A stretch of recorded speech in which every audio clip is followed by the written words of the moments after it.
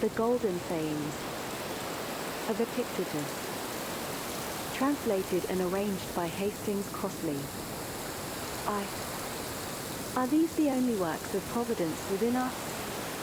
What words suffice to praise or set them forth? Had we but understanding, should we ever cease hymning and blessing the divine power, both openly and in secret, and telling of his gracious gifts?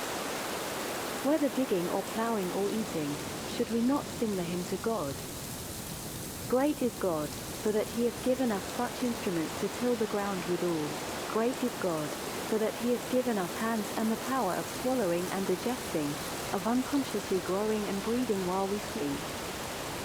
Thus should we ever have sung, yea and this, the grandest and divinest hymn of all. Great is God, for that he hath given us a mind to apprehend these things, and duly to use them. What then? Seeing that most of you are blinded, should there not be someone to fill this place, and sing the hymn to God on behalf of all men? What else can I that am old and lame do but sing to God? Were I a nightingale, I should do after the manner of a nightingale. Were I a swan, I should do after the manner of a swan. But now, since I am a reasonable being, I must sing to God. That is my work. I do it, nor will I desert this my post, as long as it is granted me to hold it, and upon me too I call to join in this self-same hymn. 2. How then do men act? As though one returning to his country who had sojourned for the night in a fair inn, should be so captivated thereby as to take up his abode there. Friend, thou hast forgotten thine intention. This was not thy destination, but only lay on the way thither. Nay, but it is a proper place. And how many more of the sort there may be, only to pass through upon thy way? Thy purpose was to return to thy country, to relieve thy kinsmen's fears for thee, thyself to discharge the duties of a citizen, to marry a wife, to beget offspring, and to fill the appointed round of office. Thou didst not come to choose out what places are most pleasant, but rather to return to that wherein thou wast born and where wert appointed to be a citizen. 3. Try to enjoy the great festival of life with other men. 4. But I have one whom I must please, to whom I must be subject, whom I must obey, God, and those who come next to him. He hath entrusted me with myself. He hath made my will subject to myself alone, and given me rules for the right use thereof. V. Rufus used to say, if you have leisure to praise me, what I say is naught. In truth he spoke in such wise, that each of us who sat there, though that someone had accused him to Rufus, so surely did he lay his finger on the very deeds we did, so surely display the faults of each before his very eyes. 6. But what saith God, had it been possible, Epictetus, I would have made both that body of thine and thy possessions free and unimpeded, but as it is, be not deceived, it is not thine own, it is but finely tempered clay. Since then this I could not do, I have given thee a portion of myself, in the power of desiring and declining and of pursuing and avoiding, and in a word the power of dealing with the things of sense. And if thou neglect not this, but place all that thou hast therein, thou shalt never be let or hindered, thou shalt never lament, thou shalt not blame or flatter any. What then? Seems this to thee a little thing? God forbid, be content then therewith. And so I pray the God. 7. What saith Antisthenes? Hast thou never heard, it is a kingly thing, O Cyrus, to do well and to be evil spoken of. 8. I, but to debase myself thus were unworthy of me. That, said Epictetus, is for you to consider, not for me. You know yourself what you are worth in your own eyes, and at what price you will sell yourself. For men sell themselves at various prices. This was why, when Florus was deliberating whether he should appear at Nero's shows, taking part in the performance himself, Agrippinus replied, "But why do not you appear?" He answered, "Because I do not even consider the question." For the man who has once stooped to consider such questions, and to reckon up the value of external things, is not far from forgetting what manner of man he is. Why, what is it that you ask me?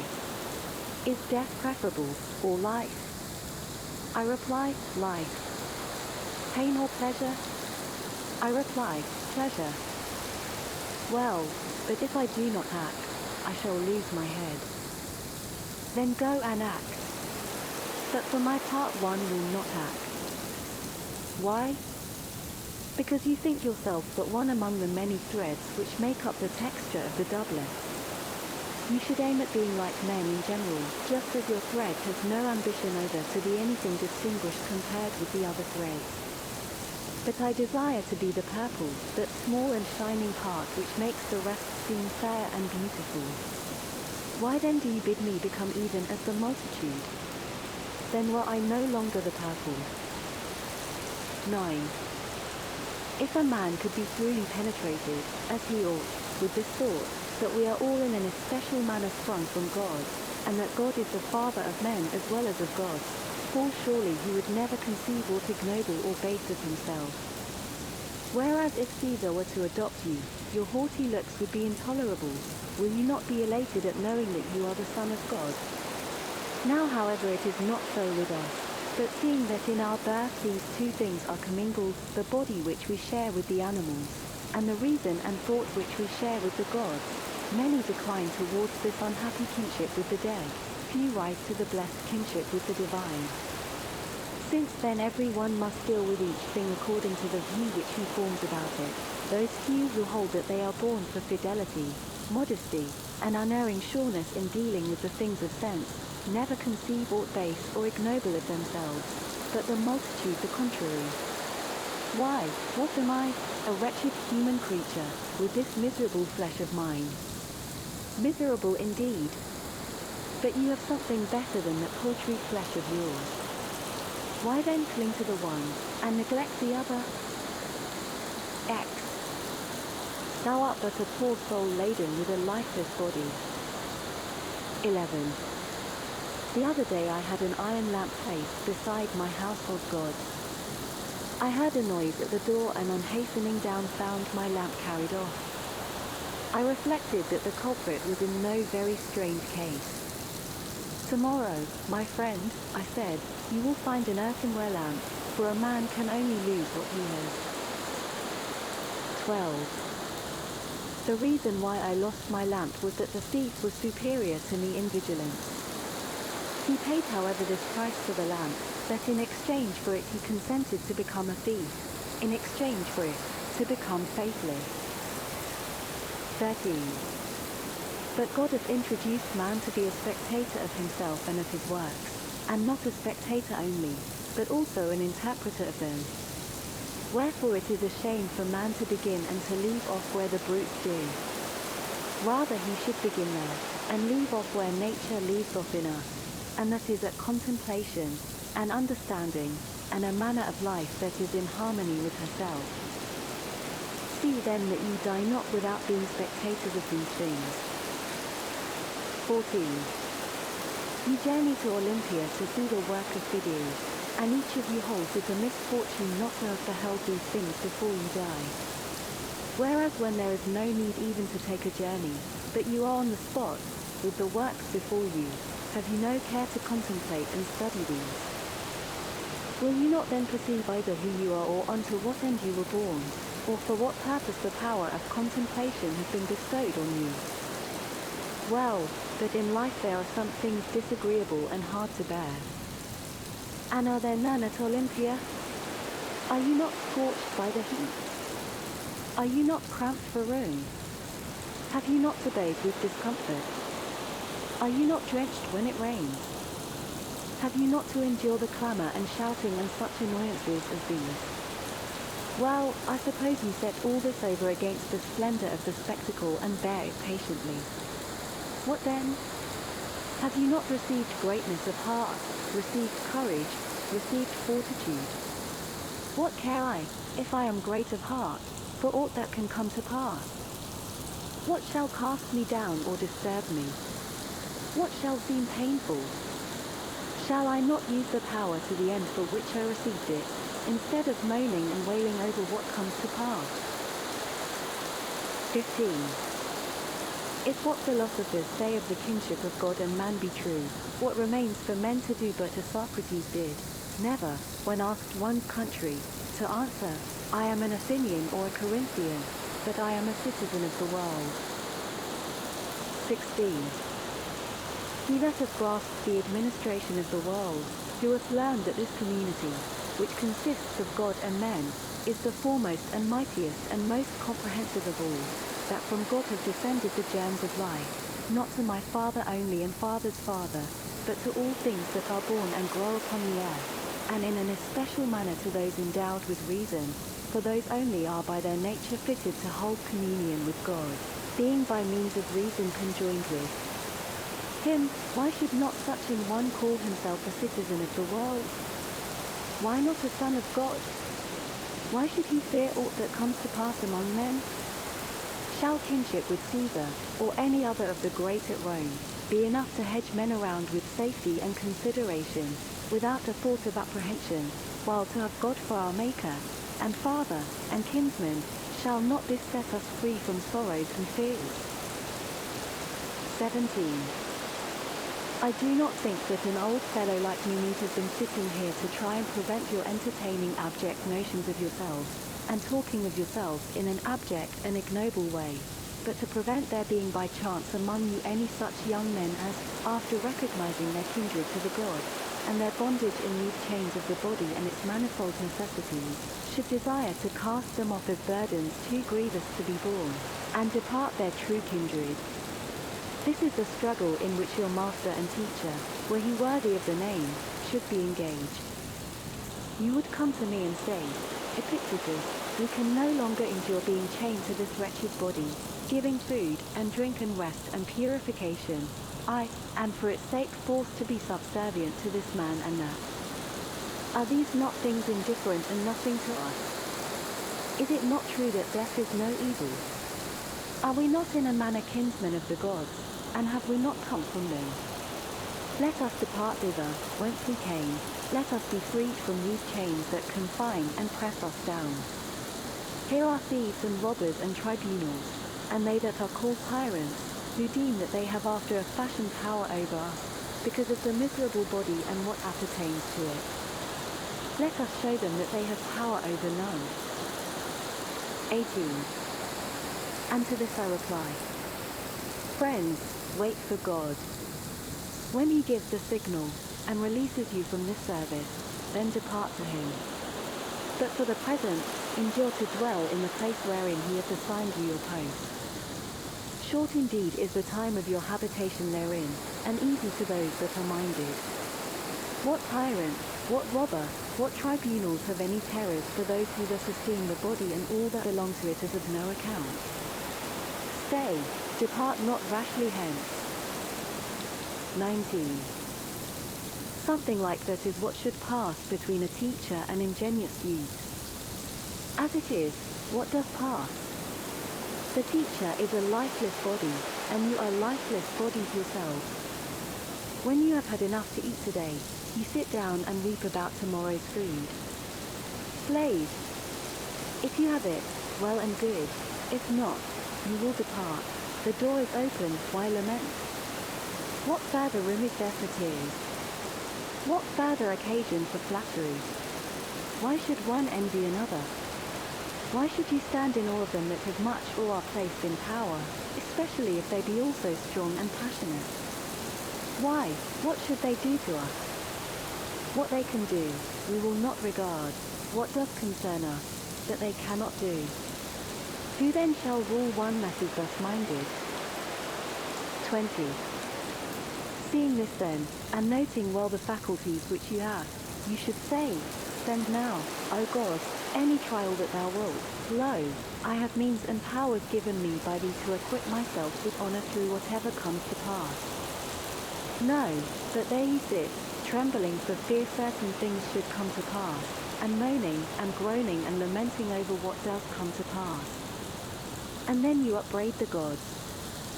Such meanness of spirit can have but one result: impiety.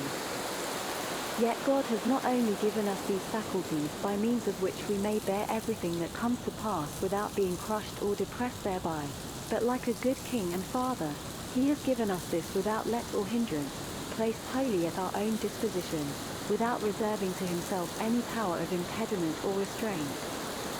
Though possessing all these things free and all you own, you do not use them. You do not perceive what it is you have received nor whence it comes, but sit moaning and groaning, some of you blind to the giver, making no acknowledgement to your benefactor, others basely giving themselves to complaints and accusations against God. Yet what faculties and powers you possess for attaining courage and greatness apart, I can easily show you. What you have for upbraiding and accusation, it is for you to show me. XXI. How did Socrates bear himself in this regard? How often as became one who was fully assured that he was the kinsman of God? XXII. If God had made that part of his own nature which he severed from himself and gave to us, liable to be hindered or constrained either by himself or any other, he would not have been God, nor would he have been taking care of us as he ought. If you choose, you are free. If you choose, you need blame no man, accuse no man. All things will be at once according to your mind and according to the mind of God. 23. Petrifaction is of two sorts. There is petrifaction of the understanding, and also of the sense of shame. This happens when a man obstinately refuses to acknowledge plain truth, and persists in maintaining what is self-contradictory. Most of us dread mortification of the body, and would spare no pains to escape anything of that kind. But of mortification of the soul we are utterly heedless. With regard, indeed, to the soul, if a man is in such a state as to be incapable of following or understanding anything, I grant you we do think him in a bad way. But mortification of the sense of shame and modesty we go so far as to dub strength of mind. If we were as intent upon our business as the old fellows at Rome are upon what interests them, we too might perhaps accomplish something. I know a man older than I am, now superintendent of the corn market at Rome, and I remember when he passed through this place on his way back from exile, what an account he gave me of his former life, declaring that for the future, once home again, his only care should be to pass his remaining years in quiet and tranquility. For how few years have I left, he cried. That, I said, you will not do, but the moment the scent of Rome is in your nostrils, you will forget it all, and if you can but gain admission to court, you will be glad enough to elbow your way in, and thank God for it. Epictetus, he replied, if ever you find me setting as much as 1 foot within the court, think what you will of me. Well, as it was, what did he do? Ere ever he entered the city, he was met by a despatch from the emperor. He took it, and forgot the whole of his resolutions. From that moment, he has been piling one thing upon another. I should like to be beside him to remind him of what he said when passing this way, and to add, how much better a prophet I am than you.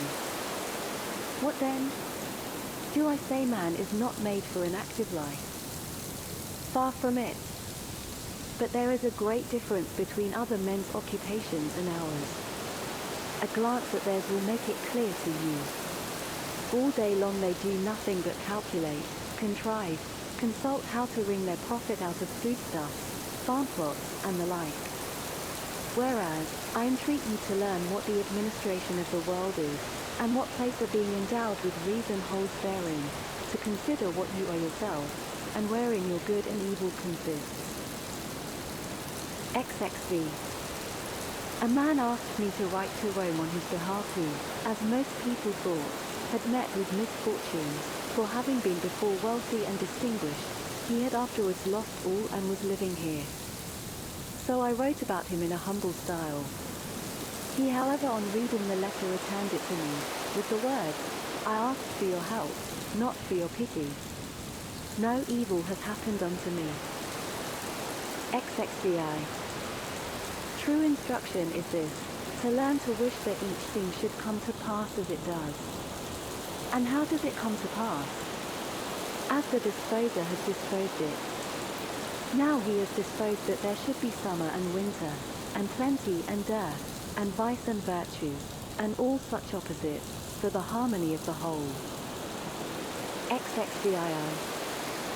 Have this thought ever present with thee, when thou losest any outward thing, what thou gainest in its stead, and if this be the more precious, say not, I have suffered loss. XXVIII. Concerning the gods, there are who deny the very existence of the Godhead, others say that it exists, but neither bestirs nor concerns itself nor has forethought for anything. A third party attribute to it existence and forethought, but only for great and heavenly matters, not for anything that is on earth. A fourth party admits things on earth as well as in heaven, but only in general, and not with respect to each individual. A fifth, of whom were Ulysses and Socrates, are those that cry, I move not without thy knowledge. 6. Considering all these things, the good and true man submits his judgment to him that administers the universe, even as good citizens to the law of the state. And he that is being instructed should come thus minded, how may I in all things follow the gods? And, how may I rest satisfied with the divine administration? And, how may I become free? For he is free for whom all things come to pass according to his will, and whom none can hinder. What then, is freedom madness? God forbid. For madness and freedom exist not together. But I wish all that I desire to come to pass and in the manner that I desire. You are mad, you are beside yourself. Know you not that freedom is a glorious thing and of great worth? But that what I desired at random I should wish at random to come to pass, so far from being noble, may well be exceeding base. XXX. You must know that it is no easy thing for a principle to become a man's own, unless each day he maintain it and hear it maintained, as well as work it out in life. XXXI. You are impatient and hard to please. If alone, you call it solitude. If in the company of men, you dub them conspirators and thieves, and find fault with your very parents, children, brothers, and neighbors. Whereas when by yourself you should have called it tranquility and freedom, and herein deemed yourself like unto the gods. And when in the company of many, you should not have called it a wearisome crowd and tumult, but an assembly and a tribunal, and thus accepted all with contentment. XXXII. What then is the chastisement of those who accept it not? To be as they are. Is any discontented with being alone? Let him be in solitude. Is any discontented with his parents? Let him be a bad son, and lament. Is any discontented with his children? Let him be a bad father. Throw him into prison. What prison? Where he is already, for he is there against his will, and wherever a man is against his will, that to him is a prison. Thus Socrates was not in prison, since he was there with his own consent. 60. Knowest thou what a speck thou art in comparison with the universe, that is, with respect to the body, since with respect to reason, thou art not inferior to the gods, nor less than they. For the greatness of reason is not measured by length or height, but by the result of the mind.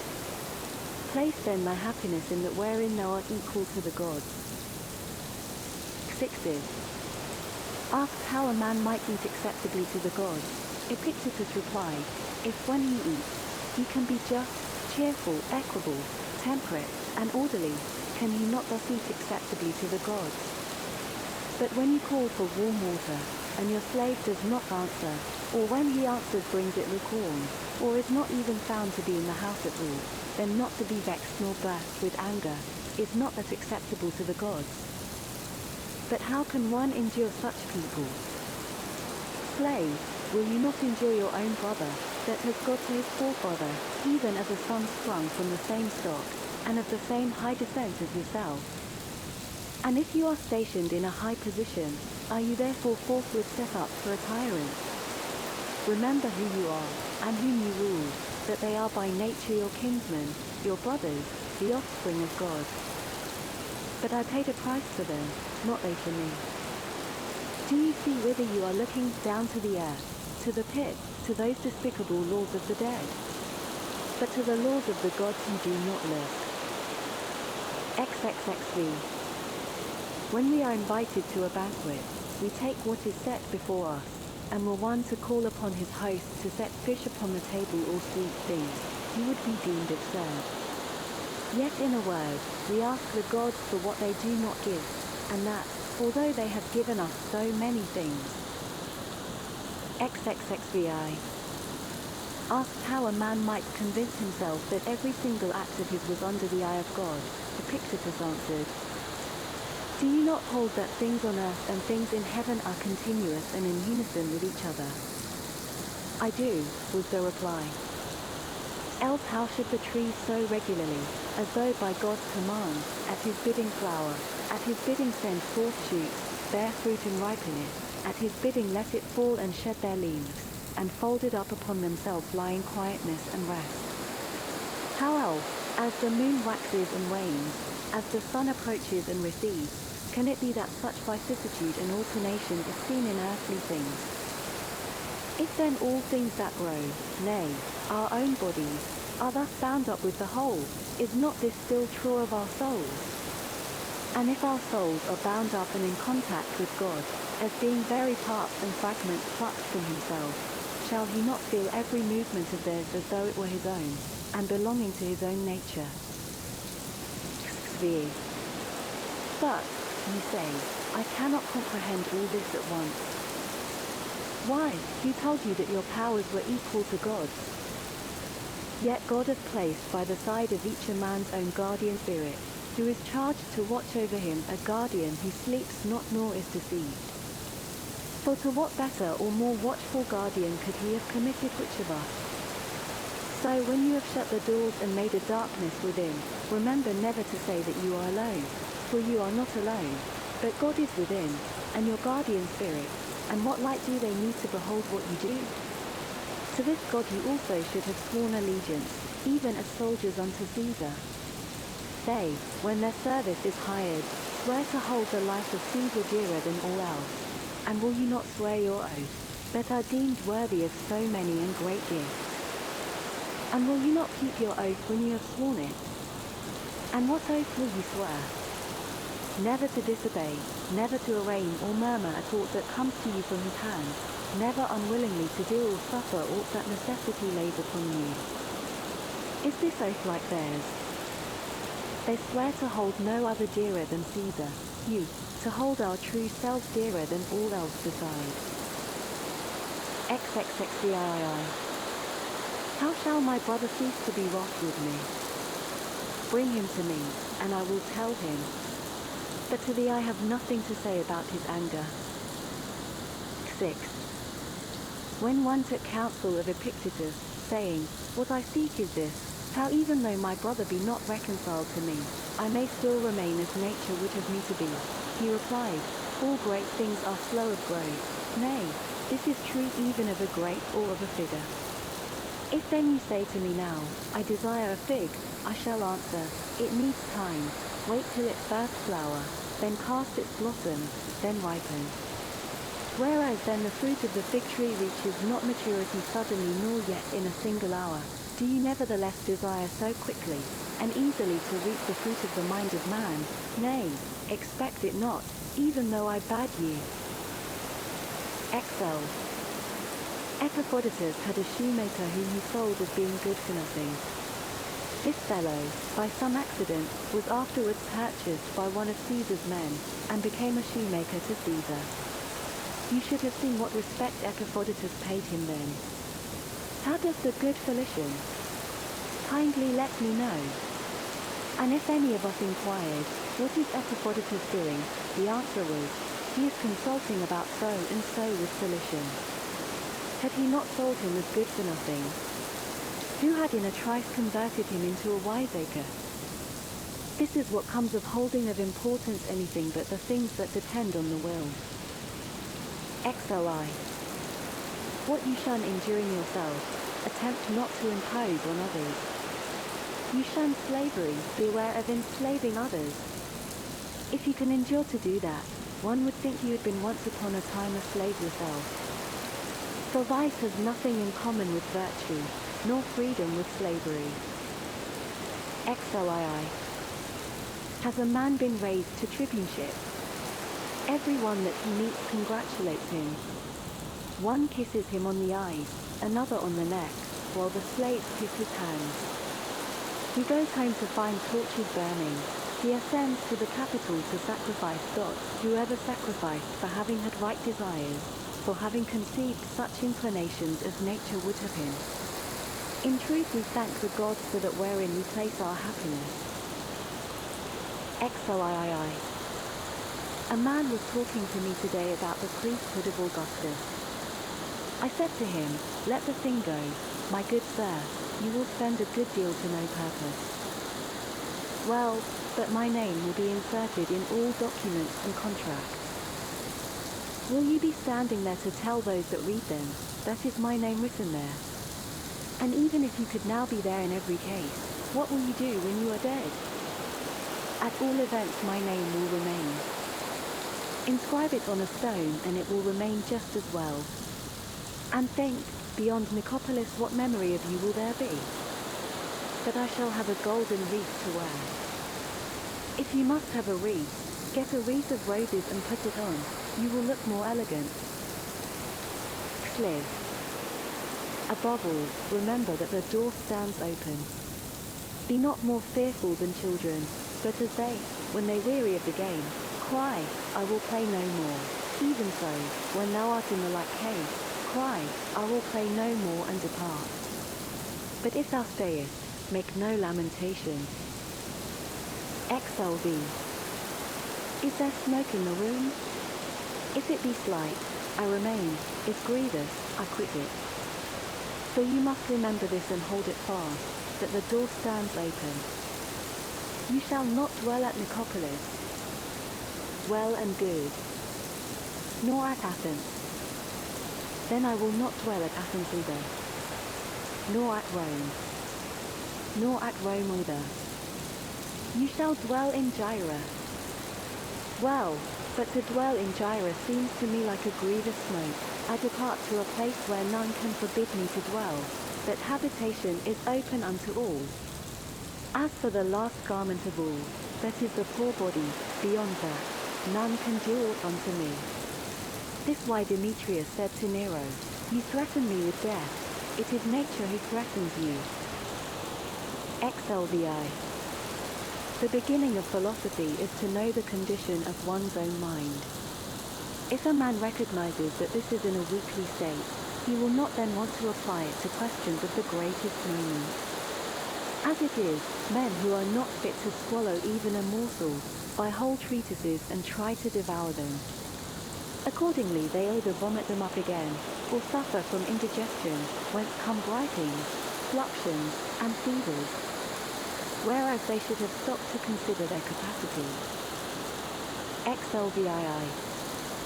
In theory it is easy to convince an ignorant person.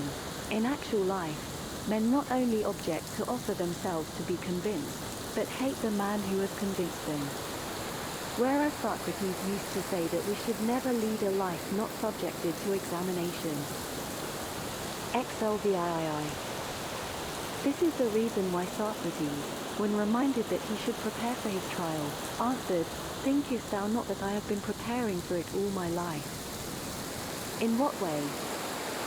I have maintained that which in me lay. How so? I have never, secretly or openly, done a wrong unto any. Xlix. In what character dost thou now come forward? As a witness summoned by God. Come thou, saith God, and testify for me, for thou art worthy of being brought forward as a witness by me. Is aught that is outside their will either good or bad? Do I hurt any man? Have I placed the good of each in the power of any other than himself? What witness dost thou bear to God? I am in evil state, Master, I am undone. None careth for me, none giveth me aught. All men blame, all speak evil of me. Is this the witness thou wilt bear, and do dishonour to the calling wherewith he hath called thee, because he hath done thee so great honour, and deemed thee worthy of being summoned to bear witness in so great a cause? L. Wouldst thou have men speak good of thee? Speak good of them. And when thou hast learned to speak good of them, try to do good unto them, and thus thou wilt reap in return their speaking good of thee. Li. When thou goest into any of the great, remember that another from above sees what is passing, and that thou shouldst please him rather than man. He therefore asks thee, in the schools, what didst thou call exile, imprisonment, bonds, death, and shame? I called them things indifferent. What then dost thou call them now? Are they at all changed? No. Is it then thou that art changed? No. Say then, what are things indifferent? Things that are not in our power. Say then, what follows? That things which are not in our power are nothing to me. Say also what things you hold to be good. Able such as it ought to be, and a right use of the things of sense. And what is the end? To follow thee. Lii. That Socrates should ever have been so treated by the Athenians. Slave. Why say Socrates? Speak of the thing as it is, that ever then the poor body of Socrates should have been dragged away and haled by main force to prison.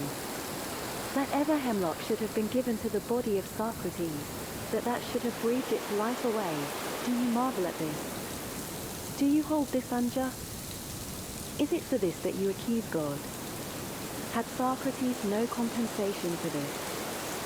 Where then for him was the ideal good? Who shall we hearken to, you or him? And what says he?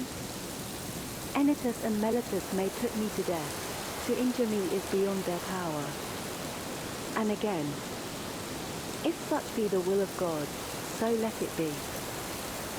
Lii. Nay, young man, for heaven's sake, but once thou hast heard these words, go home and say to thyself, it is not Epictetus that has told me these things. How indeed should he? No, it is some gracious God through him. Else it would never have entered his head to tell me them, he that is not used to speak to anyone thus. Well, then, let us not lie under the wrath of God, but be obedient unto him. Nay, indeed, but if a raven by its croaking bears thee any sign, it is not the raven but God that sends the sign through the raven. And if he signifies anything to thee through human voice, will he not cause the man to say these words to thee, that thou mayest know the power of the divine, how he sends a sign to some in one way and to others in another, and on the greatest and highest matters of all signifies his will through the noblest messenger. What else does the poet mean? I spake unto him as myself, and sent. How needs the shining one, to check and warn him? The husband not to slay, nor woo the wife. Liv. In the same way my friend Heraclitus, who had a trifling suit about a petty farm at Rome, first showed the judges that his cause was just, and then at the finish cried, I will not entreat you, nor do I care what sentence you pass. It is you who are on your trial, not I. And so he ended the case. Lv. As far, we behave like a herd of deer.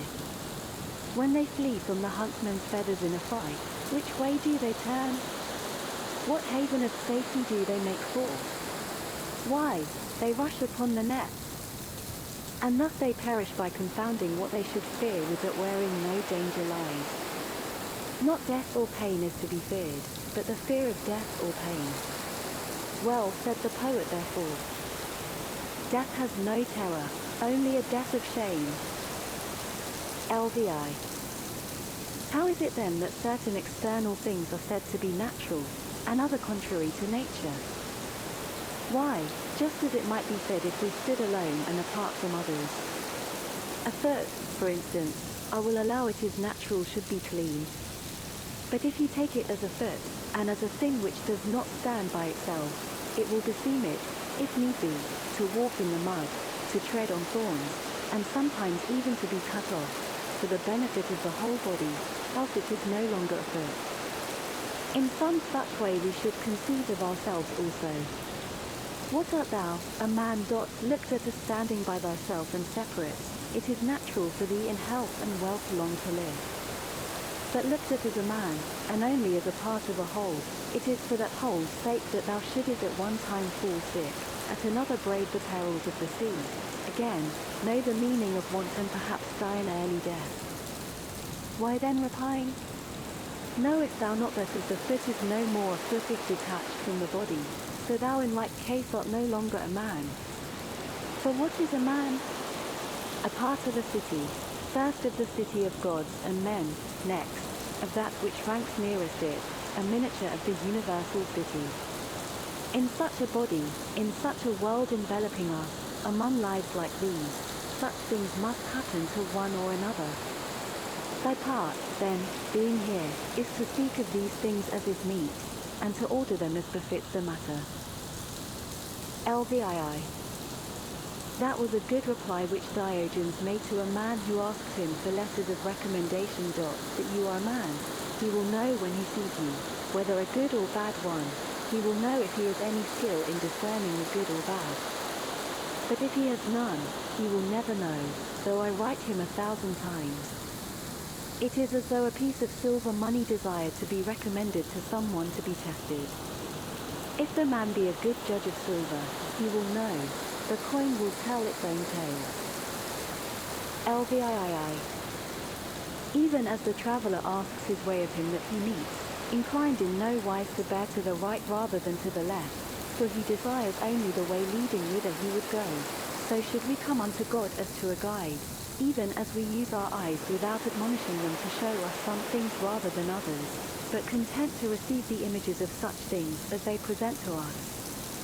But as it is we stand anxiously watching the victim, and with the voice of supplication call upon the augur, Master, have mercy on me, vouchsafe unto me a way of escape. Slave, would you then have aught else than what is best? Is there anything better than what is God's good pleasure? Why, as far as in you lies, would you corrupt your judge, and lead your counselor astray? LIX.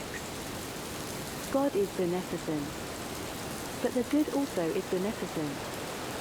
It should seem then that where the real nature of God is, there too is to be found the real nature of the good. What then is the real nature of God? Intelligence, knowledge, right reason. Here then without more ado seek the real nature of the good. For surely thou dost not seek it in a plant or in an animal that reasoneth not. LX. Seek then the real nature of the good in that without whose presence thou wilt not admit the good to exist in aught else. What then? Are not these other things also works of God? They are, but not preferred to honor, nor are they portions of God. But thou art a thing preferred to honor, thou art thyself a fragment torn from God, thou hast a portion of him within thyself. How is it then that thou dost not know thy high descent, dost not know whence thou comest? When thou eatest, wilt thou not remember who thou art that eatest and whom thou feedest? In intercourse, in exercise, in discussion knowest thou not that it is a God whom thou feedest, a God whom thou exercisest, a God whom thou bearest about with thee, O miserable? And thou perceivest it not. Thinkest thou that I speak of a God of silver or gold, that is without thee? Nay, thou bearest him within thee, all unconscious of polluting him with thoughts impure and unclean deeds. Were an image of God present, thou wouldest not dare to act as thou dost, yet, when God himself is present within thee, beholding and hearing all, thou dost not blush to think such thoughts and do such deeds, O thou that art insensible of thine own nature and liest under the wrath of God. LXI. Why then are we afraid when we send a young man from the schools into active life, lest he should indulge his appetites intemperately, lest he should debase himself by ragged clothing, or be puffed up by fine raiment? Knows he not the God within him, Knows he not with whom he is starting on his way? Have we patience to hear him say to us, Would I had thee with me, hast thou not God where thou art? And having him dost thou still seek for any other? Would he tell thee aught else than these things? Why, wert thou a statue of Phidias, an Athena, or a Zeus, thou wouldst bethink thee both of thyself and thine artificer, and hadst thou any sense, thou wouldst strive to do no dishonour to thyself or him that fashioned thee, nor appear to beholders in unbefitting guise.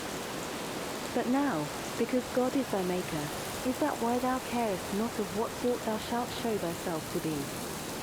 Yet how different the artists and their workmanship! What human artist's work, for example, has in it the faculties that are displayed in fashioning it? Is it aught but marble, bronze, gold, or ivory? Nay, when the Athena of Phidias has put forth her hand and received therein a victory, in that attitude she stands forevermore.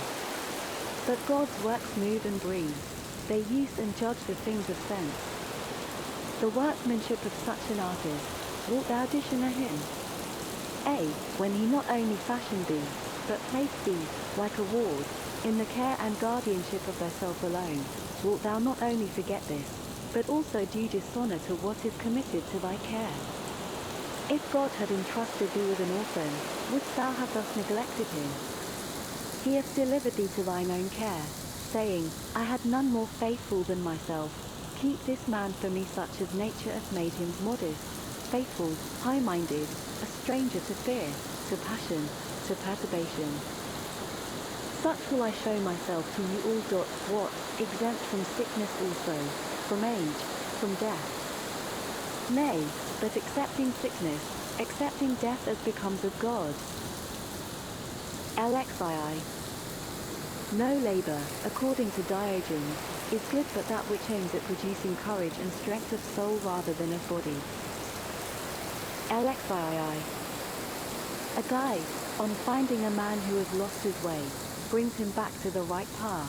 He does not mock and jeer at him and then take himself off. You also must show the unlearned man the truth, and you will see that he will follow. But so long as you do not show it him, you should not mock, but rather feel your own incapacity. Alexis.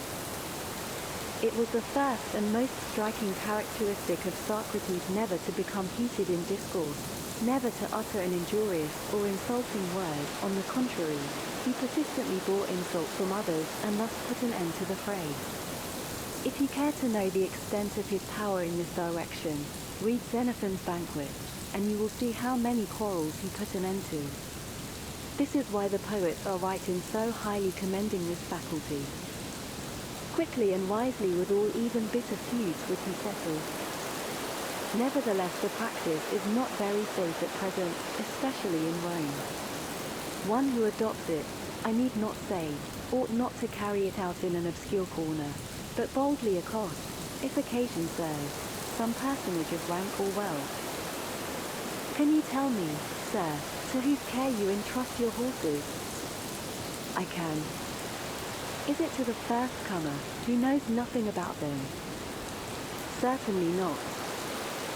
Well, what of the man who takes care of your gold, your silver, or your raiment? He must be experienced also. And your body, have you ever considered about entrusting it to anyone's care?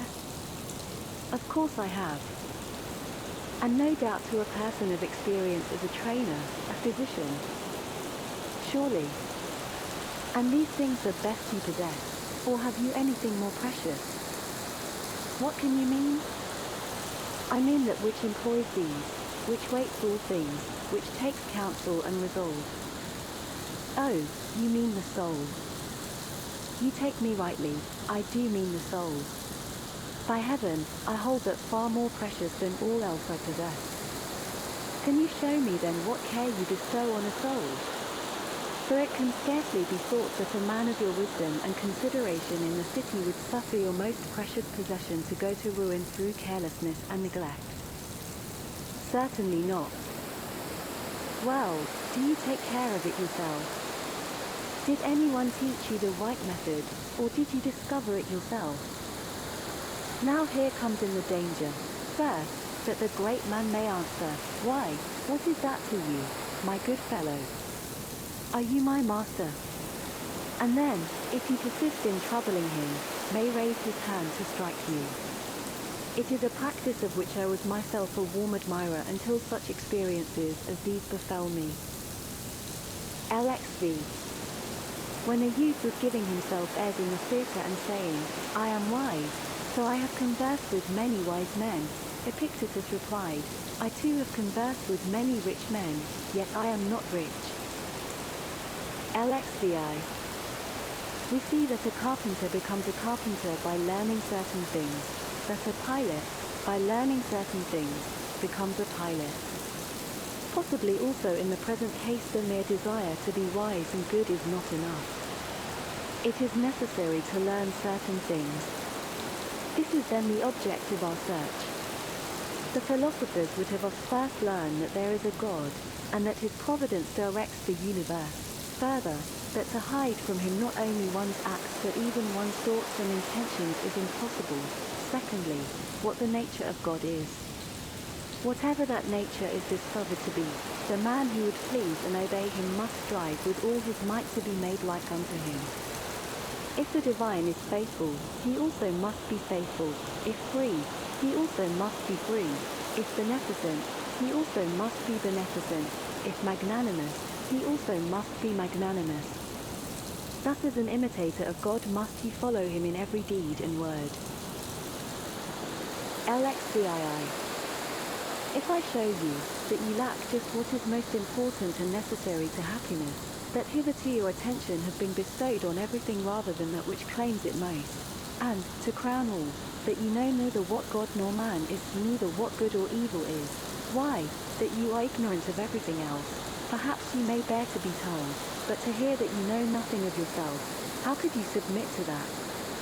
How could you stand your ground and suffer that to be proved? Clearly not at all. You instantly turn away in wrath. Yet what harm have I done to you?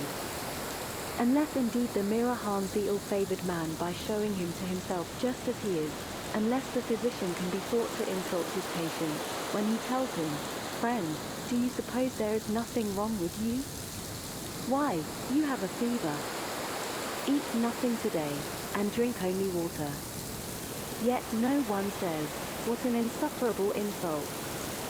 Whereas if you say to a man, "Your desires are inflamed, your instincts of rejection are weak and low, your aims are inconsistent, your impulses are not in harmony with nature, your opinions are rash and false," he forthwith goes away and complains that you have insulted him. LXVII. Our way of life resembles a fair. The flocks and herds are passing along to be sold, and the greater part of the crowd to buy and sell. But there are some few who come only to look at the fair, to inquire how and why it is being held, upon what authority and with what object. So too, in this great fair of life, some, like the cattle, trouble themselves about nothing but the fodder. Know all of you, who are busied about land, slaves, and public posts, that these are nothing but fodder. Some few there are attending the fair, who love to contemplate what the world is, what he that administers it. Can there be no administrator? Is it possible that while neither city nor household could endure even a moment without one to administer and see to its welfare, this fabric, so fair, so vast, should be administered in order so harmonious, without a purpose and by blind chance? There is therefore an administrator. What is his nature and how does he administer? And who are we that are his children, and what work were we born to perform? Have we any close connection or relation with him or not? Such are the impressions of the few of whom I speak. And further, they apply themselves solely to considering and examining the great assembly before they depart. Well, they are derided by the multitude. So are the lookers-on by the traders. Aye, and if the beasts had any sense, they would deride those who thought much of anything but fodder. LXIX. I think I know now what I never knew before, the meaning of the common saying, "A fool you can neither bend nor break." Pray heaven I may never have a wise fool for my friend. There is nothing more intractable. My resolve is fixed. Why so madmen say too, but the more firmly they believe in their delusions, the more they stand in need of treatment. LXX. Oh. When shall I see Athens and its Acropolis again? Miserable man! Art thou not contented with the daily sights that meet thine eyes? Canst thou behold aught greater or nobler than the sun, moon, and stars, than the outspread earth and sea? If indeed thou apprehendest him who administers the universe, if thou bearest him about within thee, canst thou still hanker after mere fragments of stone and fine rock? When thou art about to bid farewell to the sun and moon itself, wilt thou sit down and cry like a child? Why, what didst thou hear? What didst thou learn? Why didst thou write thyself down a philosopher, when thou mightest have written what was the fact, namely, I have made 1 or 2 compendiums, I have read some works of Chrysippus, and I have not even touched the hem of philosophy's robe. LXXI. Friend, lay hold with a desperate grasp, ere it is too late, on freedom, on tranquility, on greatness of soul. Lift up thy head, as one escaped from slavery, dare to look up to God, and say, deal with me henceforth as thou wilt, thou and I are of one mind. I am thine, I refuse nothing that seems good to thee, lead on whither thou wilt, clothe me in what garb thou pleasest, wilt thou have me a ruler or a subject, at home or in exile, poor or rich? All these things will I justify unto men for thee. I will show the true nature of each. Who would Hercules have been had he loitered at home? No Hercules, but Eurystheus. And in his wanderings through the world how many friends and comrades did he find? But nothing dearer to him than God. Wherefore he was believed to be God's son, as indeed he was. So then in obedience to him, he went about delivering the earth from injustice and lawlessness. But thou art not Hercules, thou sayest, and canst not deliver others from their iniquities, not even foreseest, to deliver the soil of Attica from its monsters. Purge away thine own, cast forth thence from thine own mind, not robbers and monsters, but fear, desire, envy, malignity, avarice, effeminacy, intemperance. And these may not be cast out, except by looking to God alone, by fixing thy affections on him only, and by consecrating thyself to his commands. If thou choosest aught else, with sighs and groans thou wilt be forced to follow a might greater than thine own, ever seeking tranquility without, and never able to attain unto her. For thou seekest her where she is not to be found, and where she is, there thou seekest her not. LXXII. If a man would pursue philosophy, his first task is to throw away conceit.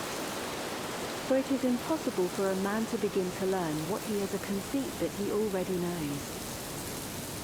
LXXII. Give me but one young man that has come to the school with this intention, who stands forth a champion of this cause, and says, all else I renounce, content if I am but able to pass my life free from hindrance and trouble, to raise my head aloft and face all things as a free man, to look up to heaven as a friend of God, fearing nothing that may come to pass. Point out such a one to me, that I may say, enter, young man, into possession of that which is thine own. For thy lot is to adorn philosophy. Thine are these possessions, thine these books, these discourses. And when our champion has duly exercised himself in this part of the subject, I hope he will come back to me and say, what I desire is to be free from passion and from perturbation, as one who grudges no pains in the pursuit of piety and philosophy. What I desire is to know my duty to the gods, my duty to my parents, to my brothers, to my country, to strangers. Enter then on the second part of the subject, it is thine also. But I have already mastered the second part, only I wish to stand firm and unshaken, as firm when asleep as when awake, as firm when elated with wine as in despondency and dejection. Friend, you are verily a god. You cherish great designs. Alexiv. The question at stake, said Epictetus, is no common one. It is this: are we in our senses, or are we not? LXXV.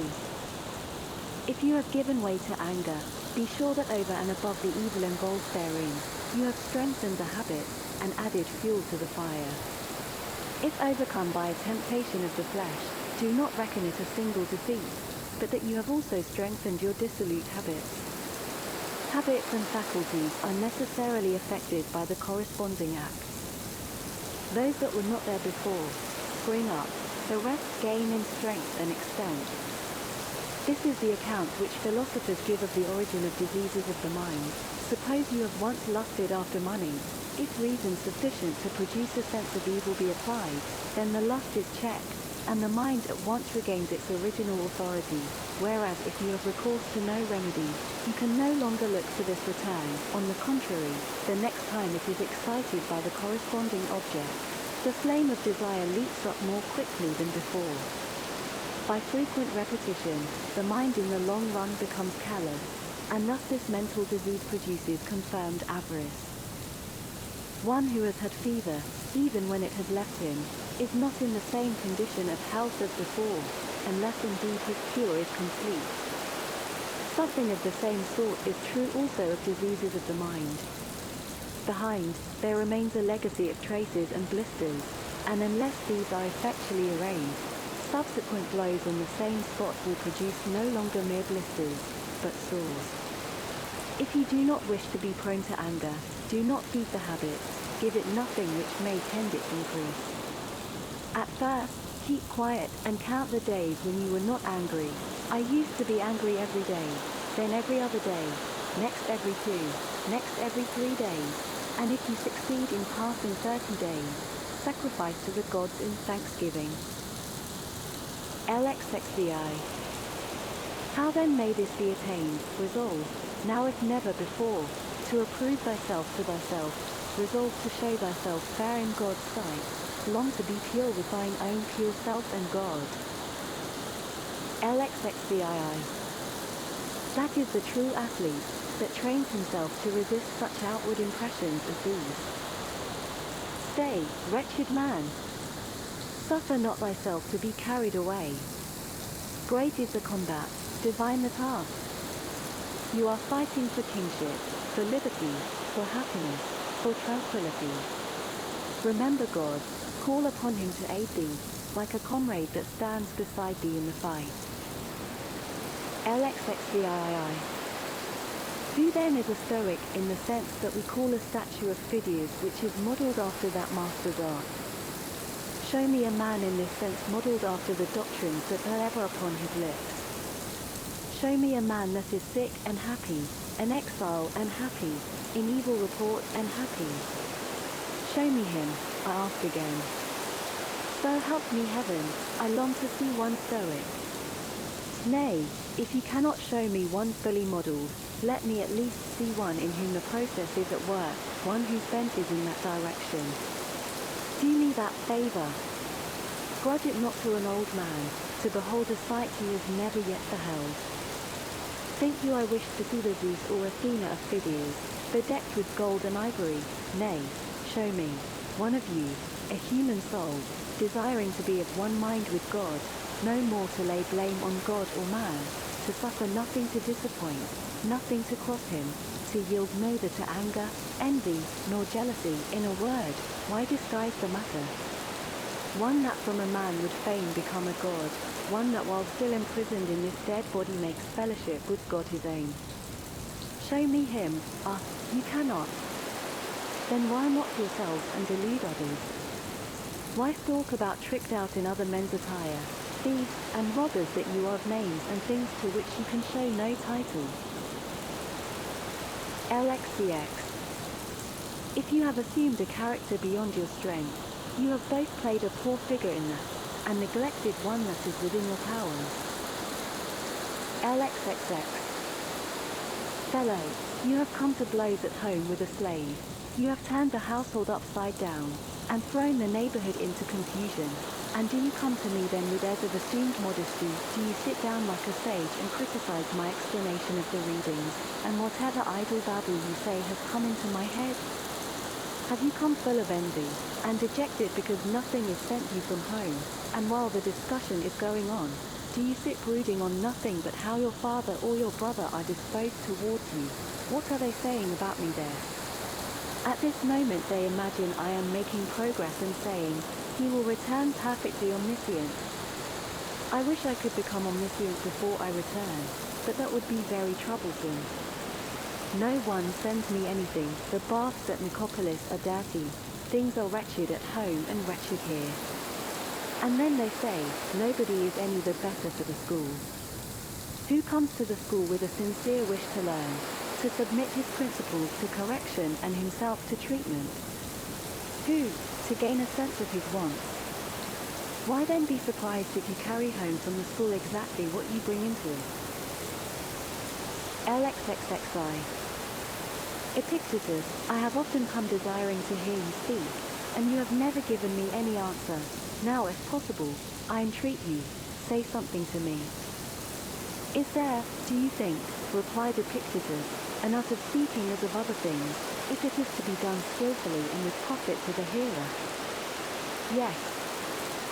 And are all profited by what they hear, or only some among them? So that it seems there is an art of hearing as well as of speaking.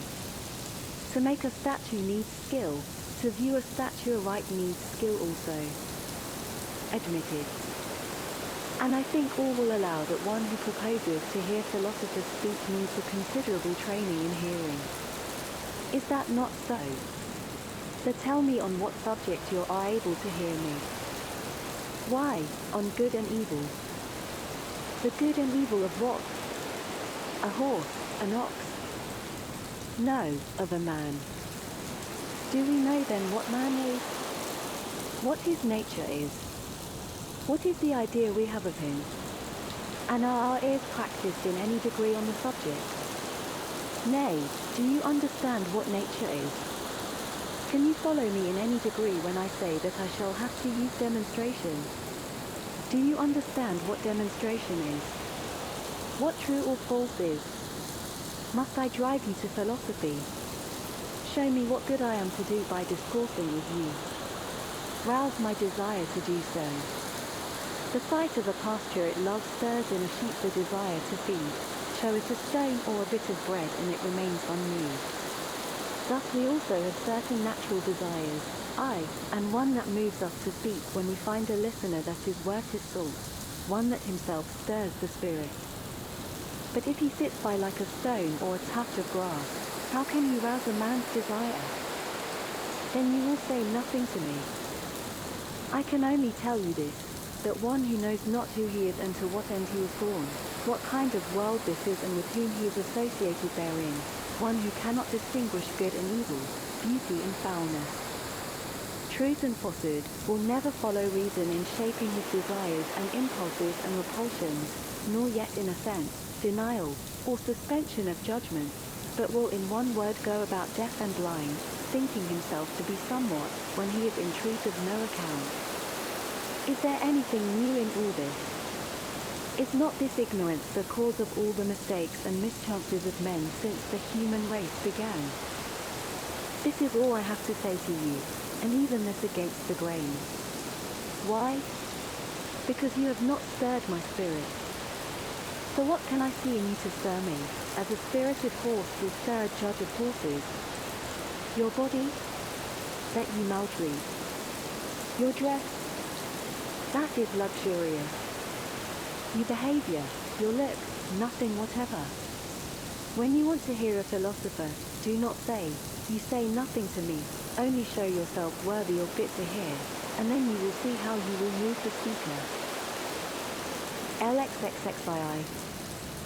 And now, when you see brothers apparently good friends and living in accord, do not immediately pronounce anything upon their friendship, though they should affirm it with an oath, though they should declare, for us to live apart in a thing impossible. For the heart of a bad man is faithless, unprincipled, inconstant, now overpowered by one impression, now by another. Ask not the usual questions, were they born of the same parents, reared together, and under the same tutor, but ask this only, in what they place their real interest, whether in outward things or in the will. If in outward things, call them not friends, any more than faithful, constant, brave or free. Call them not even human beings, if you have any sense. But should you hear that these men hold the good to lie only in the wool, only in rightly dealing with the things of sense, take no more trouble to inquire whether they are father and son or brothers, or comrades of long standing, but, sure of this one thing, pronounce as boldly that they are friends as that they are faithful and just.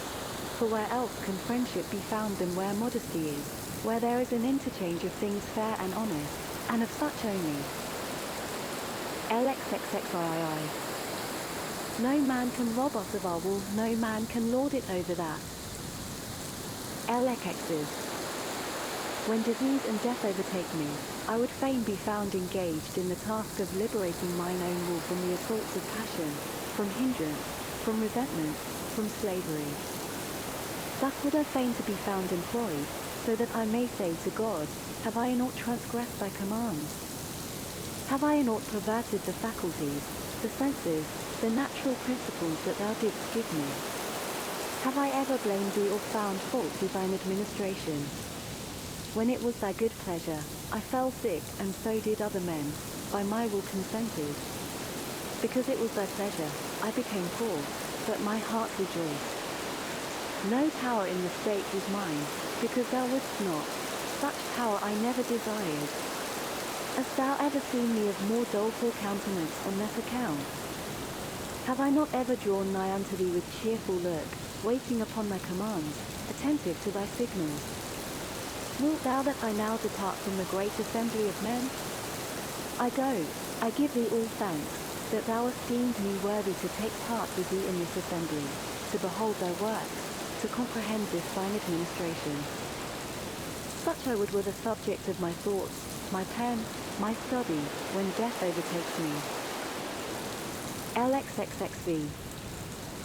Seemeth it nothing to you, never to accuse, never to blame either God or man? To wear ever the same countenance in going forth as in coming in? This was the secret of Socrates, yet he never said that he knew or taught anything. Who amongst you makes this his aim? Were it indeed so, you would gladly endure sickness, hunger, aye, death itself. LXXXVI. How are we constituted by nature? To be free, to be noble, to be modest, for what other living thing is capable of blushing, or of feeling the impression of shame, and to subordinate pleasure to the ends for which nature designed us, as a handmaid and a minister, in order to call forth our activity, in order to keep us constant to the path prescribed by nature. LXXXVII. The husbandman deals with land, physicians and trainers with the body, the wise man with his own mind. LXXXVII. Which of us does not admire what Lycurgus the Spartan did? A young citizen had put out his eye, and been handed over to him by the people to be punished at his own discretion. Lycurgus abstained from all vengeance, but on the contrary instructed and made a good man of him. Producing him in public in the theatre, he said to the astonished Spartans, I received this young man at your hands full of violence and wanton insolence. I restore him to you in his right mind and fit to serve his country. LXXX. A money changer may not reject Caesar's coin, nor may the seller of hers, but must, when once the coin is shown, deliver what is sold for it, whether he will or no. So is it also with the soul. Once the good appears, it attracts towards itself, evil repels. But a clear and certain impression of the good the soul will never reject, any more than men do Caesar's coin. On this hangs every impulse alike of man and God. XC. Asked what common sense was, Epictetus replied, as that may be called a common ear which distinguishes only sounds, while that which distinguishes musical notes is not common but produced by training, so there are certain things which men not entirely perverted see by the natural principles common to all. Such a constitution of the mind is called common sense. XCI. Canst thou judge men? Then make us imitators of thyself, as Socrates did. Do this, do not do that, else will I cast thee into prison. This is not governing men like reasonable creatures. Say rather, as God hath ordained, so do, else thou wilt suffer chastisement and loss. Askest thou what loss?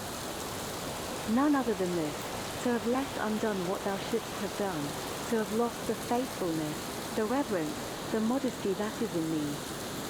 Greater loss than this seek not to find. 9-2. His son is dead. What has happened? His son is dead. Nothing more? Nothing. His ship is lost. He has been haled to prison. What has happened? He has been haled to prison. But that any of these things are misfortunes to him, is an addition which every one makes of his own. But, you say, God is unjust. Is this dot? Why? For having given the endurance and greatness of souls. For having made such things to be no evils. For tasting happiness within thy reach, even when enduring them. For open unto thee a door, when things make not for thy good, depart, my friend, and find fault no more. XCII. You are sailing to Rome, you tell me, to obtain the post of governor of Knossos. You are not content to stay at home with the honors you had before. You want something on a larger scale, and more conspicuous. But when did you ever undertake a voyage for the purpose of reviewing your own principles and getting rid of any of them that proved unsound? Whom did you ever visit for that object? What time did you ever set yourself for that? What age? Run over the times of your life, by yourself, if you are ashamed before me. Did you examine your principles when a boy? Did you not do everything just as you do now? Or when you were a stripling, attending the school of oratory and practicing the art yourself, what did you ever imagine you lacked? And when you were a young man, entered upon public life, and were pleading causes and making a name, who any longer seemed equal to you? And at what moment would you have endured another examining your principles and proving that they were unsound? What then am I to say to you? Help me in this matter, you cry. Ah, for that I have no rules. And neither did you, if that was your object, come to me as a philosopher, but as you might have gone to a herb seller or a cobbler. What do philosophers have rules for, then? Why, that whatever may betide, our ruling faculty may be as nature would have it, and so remain. Think you this a small matter? Not so. But the greatest thing there is. Well, does it need but a short time? Can it be grasped by a passerby? Grasp it, if you can. Then you will say, yes, I met Epictetus. Aye, just as you might a statue or a monument. You saw me, and that is all. But a man who meets a man is one who learns the other's mind, and lets him see his in turn. Learn my mind, show me yours, and then go and say that you met me. Let us try each other. If I have any wrong principle, rid me of it. If you have, out with it. That is what meeting a philosopher means. Not so, you think, this is only a flying visit. While we are hiring the ship, we can see Epictetus too. Let us see what he has to say. Then on leaving you cry out on Epictetus for a worthless fellow, provincial and barbarous of speech. What else indeed did you come to judge us? XCIV. Whether you will or no, you are poorer than I. What then do I lack? What you have not, constancy of mind, such as nature would have it be, tranquility. Patron or no patron, what care I? But you do care.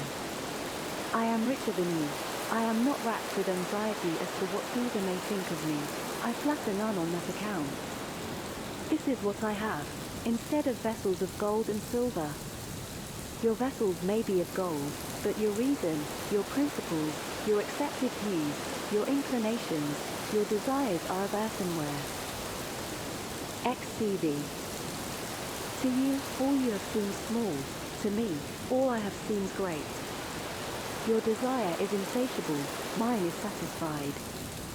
See children thrusting their hands into a narrow-necked jar, and striving to pull out the nuts and figs it contains. If they fill the hand, they cannot pull it out again, and then they fall to tears.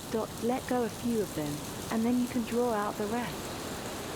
You, too, let your desire go. Covet not many things, and you will obtain. XCVI. Epictetus, wronged by one whom he had it in his power to punish, let him go free, saying, forgiveness is better than revenge. The one shows native gentleness, the other savagery. XCVII. My brother ought not to have treated me thus. True, but he must see to that. However he may treat me, I must deal rightly by him. This is what lies with me, what none can hinder. XCVII. Nevertheless a man should also be prepared to be sufficient unto himself, to dwell with himself alone, even as God dwells with himself alone, shares his repose with none, and considers the nature of his own administration, intent upon such thoughts as are meet unto himself.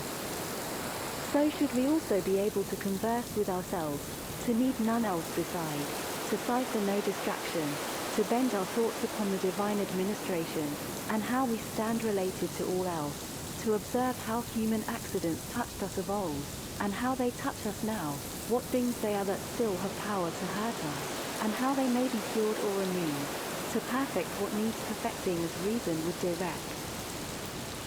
XCIX. If a man has frequent intercourse with others, either in the way of conversation, entertainment, or simple familiarity, he must either become like them, or change them to his own fashion. A live coal placed next a dead one will either kindle that or be quenched by it. Such being the risk, it is well to be cautious in admitting intimacies of this sort, remembering that one cannot rub shoulders with a soot-stained man without sharing the soot oneself. What will you do, supposing the talk turns on gladiators, or horses, or prize fighters, or, what is worse, on persons, condemning this and that, approving the other? Or suppose a man sneers and jeers or shows a malignant temper? Has any among us the skill of the lute player, who knows at the first touch which strings are out of tune and sets the instrument right? Has any of you such power as Socrates had, in all his intercourse with men, of winning them over to his own convictions? Nay, but you must needs be swayed hither and thither by the uninstructed. How comes it then that they prove so much stronger than you? Because they speak from the fullness of the heart, their low, corrupt views are their real convictions, whereas your fine sentiments are but from the lips, outwards. That is why they are so nerveless and dead. It turns one's stomach to listen to your exhortations, and hear of your miserable virtue, that you prate of up and down. Thus it is that the vulgar prove too strong for you. Everywhere strength, everywhere victory waits your conviction. C. In general, any methods of discipline applied to the body which tend to modify its desires or repulsions, are good for aesthetic ends. But if done for display, they betray at once a man who keeps an eye on outward show, who has an ulterior purpose, and is looking for spectators to shout, "Oh, what a great man!" This is why Apollonius so well said, "If you are bent upon a little private discipline, wait till you are choking with heat some day, then take a mouthful of cold water, and spit it out again, and tell no man." CI. Study how to give as one that is sick, that thou mayest hereafter give as one that is whole. Fast, drink water only, abstain altogether from desire, that thou mayest hereafter conform thy desire to reason. CII. Thou wouldst do good unto men? Then show them by thine own example what kind of men philosophy can make, and cease from foolish trifling. Eating, do good to them that eat with thee, drinking, to them that drink with thee, yield unto all, give way, and bear with them. Thus shalt thou do them good, but vent not upon them thine own evil humour. CIII. Even as bad actors cannot sing alone, but only in chorus, so some cannot walk alone. Man, if thou art aught, strive to walk alone and hold converse with thyself, instead of skulking in the chorus. At length think, look around thee, bestir thyself, that thou mayest know who thou art. Civilian. You would fain be victor at the Olympic Games, you say. Yes, but weigh the conditions, weigh the consequences, then and then only, lay to your hand if it be for your profit. You must live by rules, submit to diet, abstain from dainty meats, exercise your body perforce at stated hours, in heat or in cold, drink no cold water, nor, it may be, wine. In a word, you must surrender yourself wholly to your trainer, as though to a physician. Then in the hour of contest, you will have to delve the ground, it may chance dislocate an arm, sprain an ankle, gulp down abundance of yellow sand, be scourged with the whip, and with all this sometimes lose the victory.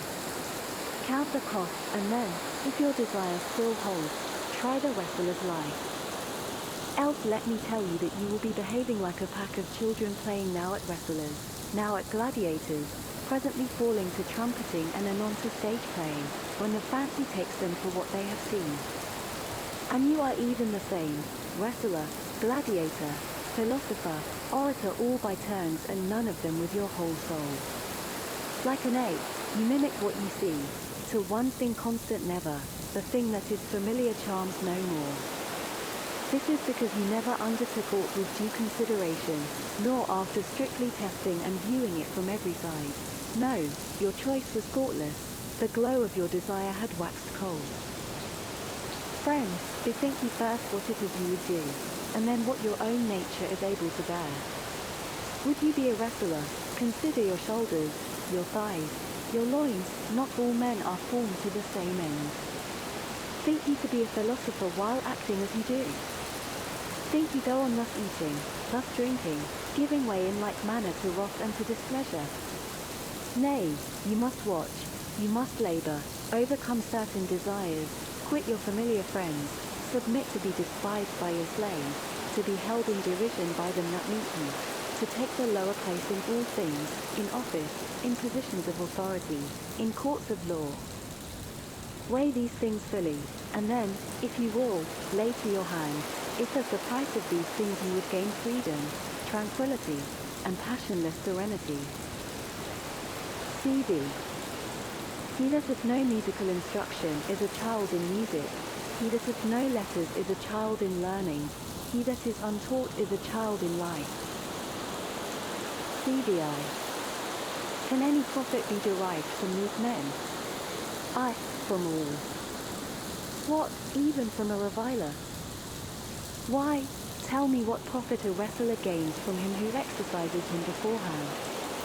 The very greatest. He trains me in the practice of endurance, of controlling my temper, of gentle ways. You deny it.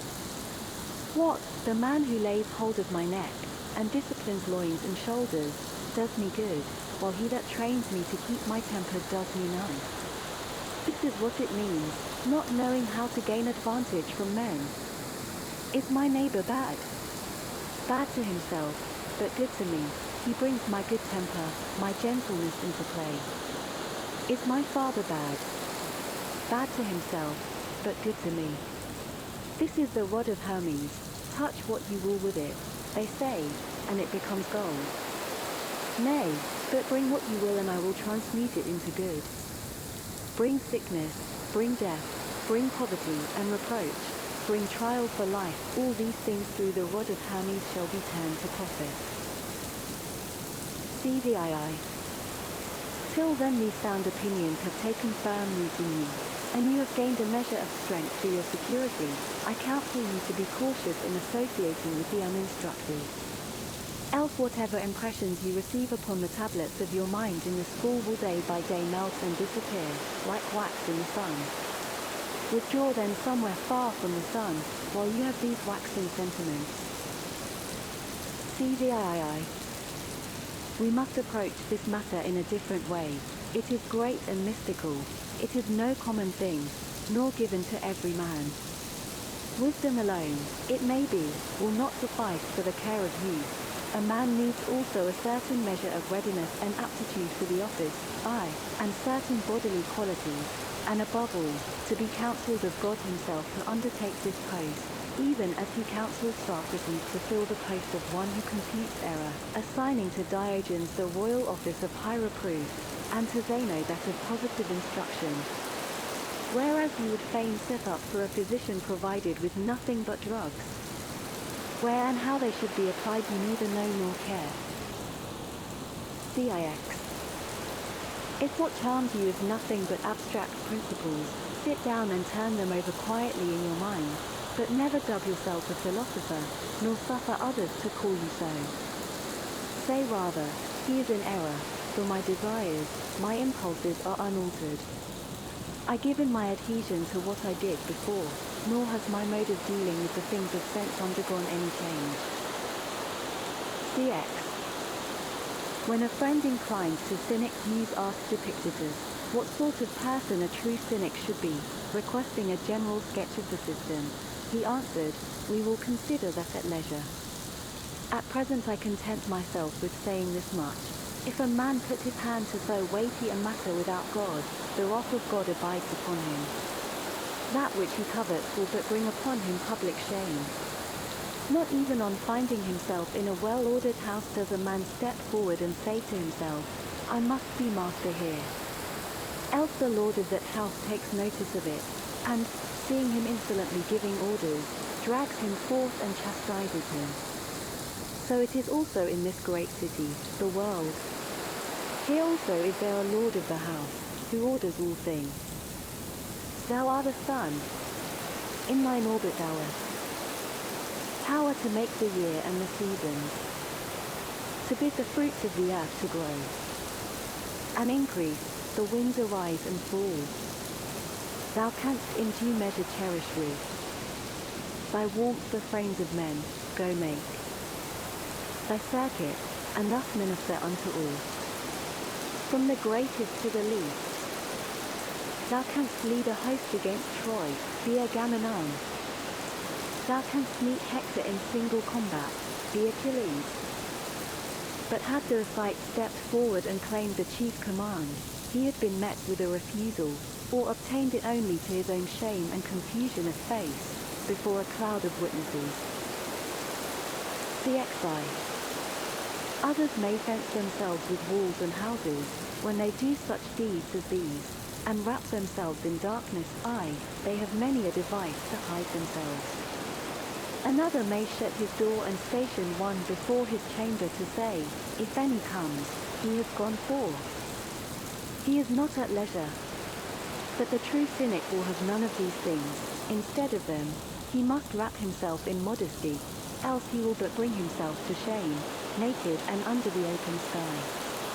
That is his house, that is his door, that is the slave that guards his chamber, that is his darkness. CXII.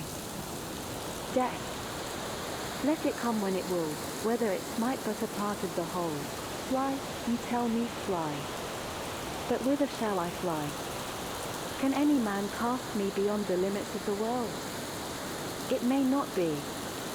And whithersoever I go, there shall I still find sun, moon, and stars, there I shall find dreams, and omens, and converse with the gods. CXII. Furthermore the true cynic must know that he is sent as a messenger from God to men, to show unto them that as touching good and evil they are in error, looking for these where they are not to be found, nor ever bethinking themselves where they are. And like Diogenes when brought before Philip after the battle of Cheronia, the cynic must remember that he is a spy. For a spy he really is, to bring back word what things are on man's side, and what against him. And when he had diligently observed all, he must come back with a true report, not terrified into announcing them to be foes that are no foes, nor otherwise perturbed or confounded by the things of sense. CXEV. How can it be that one who has nothing, neither raiment, nor house, nor home, nor bodily tendance, nor servants, nor city, should yet live tranquil and contented? Behold, God has sent you a man to show you in act and deed that it may be so. Behold me. I have neither house nor possessions nor servants. The ground is my couch.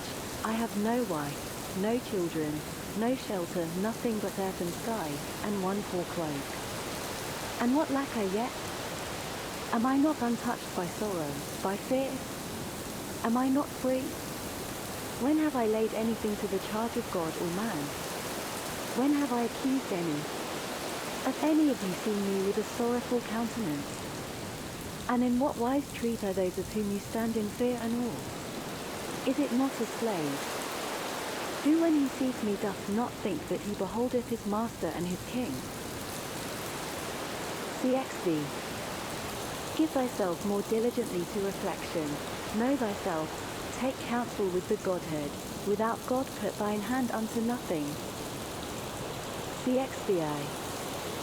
But to marry and to rear offspring, said the young man, will the cynic hold himself bound to undertake this as a chief duty? Grant me a republic of wise men, answered Epictetus, and perhaps none will lightly take the cynic life upon him. For on whose account should he embrace that method of life? Suppose, however, that he does, there will then be nothing to hinder his marrying and rearing offspring. For his wife will be even such another as himself, and likewise her father, and in like manner will his children be brought up. But in the present condition of things, which resembles an army in battle array, ought not the cynic to be free from all distraction and given wholly to the service of God, so that he can go in and out among men, neither fettered by the duties nor entangled by the relations of common life? For if he transgress them, he will forfeit the character of a good man and true, whereas if he observe them, there is an end to him as the messenger, the spy, the herald of the gods. CXVII. Ask me if you choose if the cynic shall engage in the administration of the state. O fools, seek you a nobler administration than that in which he is engaged? Ask you if a man shall come forward in the Athenian assembly and talk about revenue and supplies, when his business is to converse with all men, Athenians, Corinthians, and Romans alike, not about supplies, not about revenue, nor yet peace and war, but about happiness and misery, prosperity and adversity, slavery and freedom. Ask you whether a man shall engage in the administration of the state who is engaged in such an administration as this. Ask me too if he shall govern, and again I will answer, fool, what greater government shall he hold than he holds already? CXVII. Such a man needs also to have a certain habit of body. If he appears consumptive, thin, and pale, his testimony has no longer the same authority. He must not only prove to the unlearned by showing them what his soul is that it is possible to be a good man apart from all that they admire, but he must also show them, by his body, that a plain and simple manner of life under the open sky does no harm to the body either. See, I am proof of this, and my body also. As Diogenes used to do, he went about fresh of look and by the very appearance of his body drew men's eyes. But if a cynic is an object of pity, he seems a mere beggar, all turn away, all are offended at him. Nor should he be slovenly of look, so as not to scare men from him in this way either. On the contrary, his very roughness should be clean and attractive. CXIX.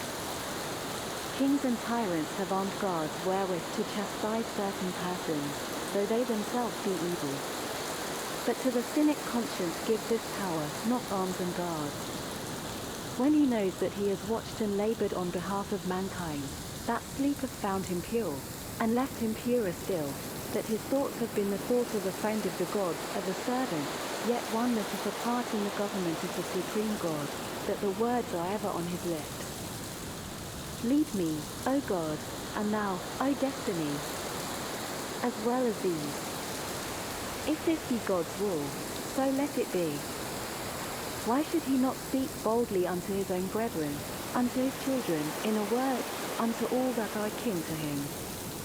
Asked, CXX. Does the philosopher apply to people to come and hear him? Does he not rather, of his own nature, attract those that will be benefited by him, like the sun that warms, the food that sustains them? What physician applies to men to come and be healed? Though indeed I hear that the physicians at Rome do nowadays apply for patients, in my time they were applied to. I apply to you to come and hear that you are in evil case, that what deserves your attention most is the last thing to gain it, that you know not good from evil, and are in short a hapless wretch, a fine way to apply. Though unless the words of the philosopher affect you thus, speaker and speech are like dead. CXXI. A philosopher's school is a surgery. Pain, not pleasure, you should have felt therein. For on entering none of you is whole. One has a shoulder out of joint, another an abscess, a third suffers from an issue, a fourth from pains in the head. And am I then to sit down and treat you to pretty sentiments and empty flourishes, so that you may applaud me and depart, with neither shoulder, nor head, nor issue, nor abscess a whit the better for your visit? Is it then for this that young men are to quit their homes, and leave parents, friends, kinsmen, and substance to mouth out bravo to your empty phrases? CXXII. If any be unhappy, let him remember that he is unhappy by reason of himself alone. For God hath made all men to enjoy felicity and constancy of good. CXXII. Shall we never wean ourselves, shall we never heed the teachings of philosophy, unless perchance they have been sounding in our ears like an enchanter's drone? This world is one great city, and one is the substance whereof it is fashioned. A certain period indeed there needs must be, while these give place to those. Some must perish for others to succeed, some move and some abide, yet all is full of friends, first God, then men, whom nature hath bound by ties of kindred each to each. CXCIV. Nor did the hero weep and lament at leaving his children orphans. For he knew that no man is an orphan, but it is the Father that careth for all continually and for evermore. Not by mere report had he heard that the supreme God is the Father of men, seeing that he called him Father, believing him so to be, and in all that he did had ever his eyes fixed upon him. Wherefore in whatsoever place he was, there it was given him to live happily. CXXV. Know you not that the thing is a warfare? One man's duty is to mount guard, another must go out to reconnoiter, a third to battle, all cannot be in one place, nor would it even be expedient. But you, instead of executing your commander's orders, complain if aught harsher than usual is enjoined, not understanding to what condition you are bringing the army, so far as in you lies. If all were to follow your example, none would dig a trench, none would cast a rampart around the camp, none would keep watch, or expose himself to danger, but all turn out useless for the service of war. Thus it is here also. Every life is a warfare, and that long and various. You must fulfill a soldier's duty, and obey each order at your commander's nod. I, if it be possible, divine what he would have done, for between that command and this, there is no comparison, either in might or in excellence. CXXVI. Have you again forgotten? Know you not that a good man does nothing for appearance sake, but for the sake of having done right? Is there no reward then? Reward? Do you seek any greater reward for a good man than doing what is right and just? Yet at the great games you look for nothing else, there the victor's crown you deem enough. Seems it to you so small a thing and worthless, to be a good man, and happy therein? CXXVII. It befits thee not to be unhappy by reason of any, but rather to be happy by reason of all men, and especially by reason of God, who formed us to this end. CXXVII. What? Did Diogenes love no man, he that was so gentle, so true a friend to men as cheerfully to endure such bodily hardships for the common weal of all mankind? But how loved he them? As behoved a minister of the supreme God, alike caring for men and subject unto God. CXXIA. I am by nature made for my own good, not for my own evil. CXXX. Remind thyself that he whom thou lovest is mortal, that what thou lovest is not thine own. It is given thee for the present, not irrevocably nor forever, but even as a fig or a bunch of grapes at the appointed season of the year. But these are words of evil omen. What, cryest thou aught of evil omen save that which signifies some evil thing? Cowardice is a word of evil omen, if thou wilt, and meanness of spirit, and lamentation, and mourning, and shamelessness.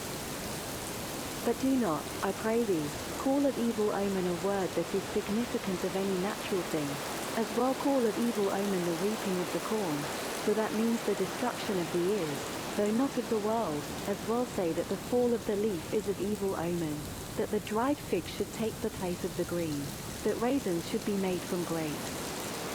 All these are changes from a former state into another, not destruction, but an ordered economy, a fixed administration. Such is leaving home, a change of small account, such is death, a greater change, from what now is, not to what is not, but to what is not now. Shall I then no longer be? Not so, thou wilt be, but something different, of which the world knoweth need. For thou too wert born not when thou chosest, but when the world had need of thee. CXXXI. Wherefore a good man and true, bearing in mind who he is and whence he came and from whom he sprang, cares only how he may fill his post with due discipline and obedience to God. Wilt thou that I continue to live?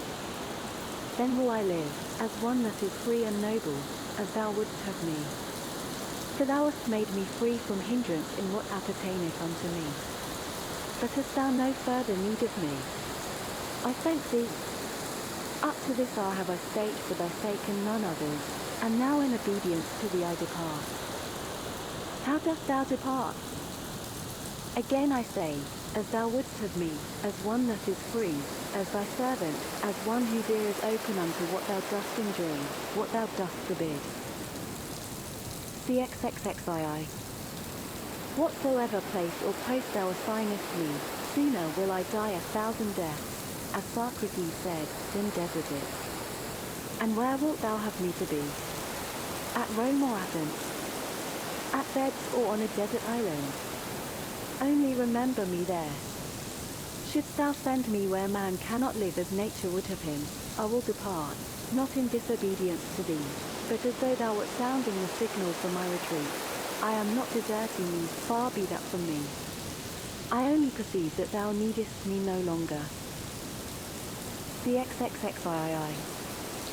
If you are in Gyros, do not let your mind dwell upon life at Rome, and all the pleasures it offered to you when living there, and all that would attend your return.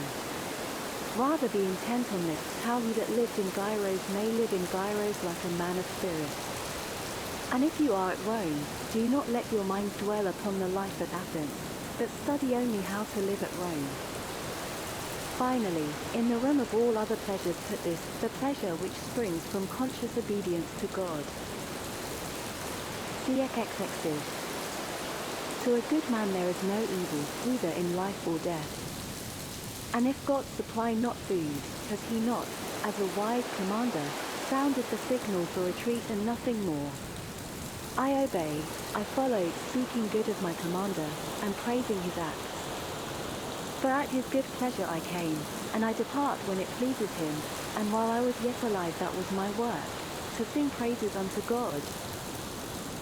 CXXXV.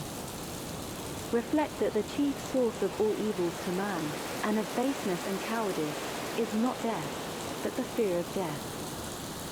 Against this fear then, I pray you, harden yourself, to this let all your reasonings, your exercises, your reading tend. Then shall you know that thus alone are men set free. CXXXVI. He is free who lives as he wishes to live, to whom none can do violence, none hinder or compel, whose impulses are unimpeded, whose desires or attain their purpose, who falls not into what he would avoid. Who then would live in error? None. Who would live deceived and prone to fall, unjust, intemperate, in abject whining at his lot? None. Then doth no wicked man live as he would, and therefore neither is he free. CXXXVII. Thus do the more cautious of travellers act. The road is said to be beset by robbers. The traveller will not venture alone, but awaits the companionship on the road of an ambassador, a quaestor, or a proconsul. To him he attaches himself and thus passes by in safety. So doth the wise man in the world. Many are the companies of robbers and tyrants, many the storms, the straits, the losses of all a man holds dearest. Whither shall he fall for refuge, how shall he pass by unassailed? What companion on the road shall he await for protection? Such and such a wealthy man, of consular rank. And how shall I be profited, if he is stripped and falls to lamentation and weeping? And how if my fellow traveller himself turns upon me and robs me? What am I to do? I will become a friend of Caesar's. In his train none will do me wrong. In the first place, oh the indignities I must endure to win distinction. Oh the multitude of hands there will be to rob me. And if I succeed, Caesar too is but a mortal. While should it come to pass that I offend him, whither shall I flee from his presence? To the wilderness. And may not fever await me there? What then is to be done? Cannot a fellow traveller be found that is honest and loyal, strong and secure against surprise? Thus doth the wise man reason, considering that if he would pass through in safety, he must attach himself unto God. CXXXVII. How understandest thou attach himself to God? That what God wills, he should will also, but what God wills not, neither should he will. How then may this come to pass? By considering the movements of God and his administration. CXXX. And dost thou that hast received all from another's hand, repine and blame the giver, if he takes anything from thee? Why, who art thou, and to what end comest thou here? Was it not he that made the light manifest unto thee, that gave thee fellow workers, and senses, and the power to reason? And how brought he thee into the world? Was it not as one born to die, as one bound to live out his earthly life in some small tabernacle of flesh, to behold his administration, and for a little while share with him in the mighty march of this great festival procession? Now therefore that thou hast beheld, while it was permitted thee, the solemn feast and assembly, wilt thou not cheerfully depart, when he summons thee forth, with adoration and thanksgiving for what thou hast seen and heard? Nay, but I would fain have stayed longer at the festival. Ah, so would the mystics fain have the rites prolonged, so perchance would the crowd at the great games fain behold more wrestlers still. But the solemn assembly is over. Come forth, depart with thanksgiving and modesty, give place to others that must come into being even as thyself. CXL. Why art thou thus insatiable? Why thus unreasonable?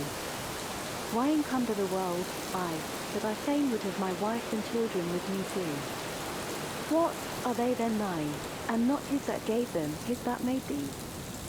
Give up then that which is not thine own, yield it to one who is better than thou. Nay, but why did he bring one into the world on these conditions? If it suits thee not, depart. He hath no need of a spectator who finds fault with his lot.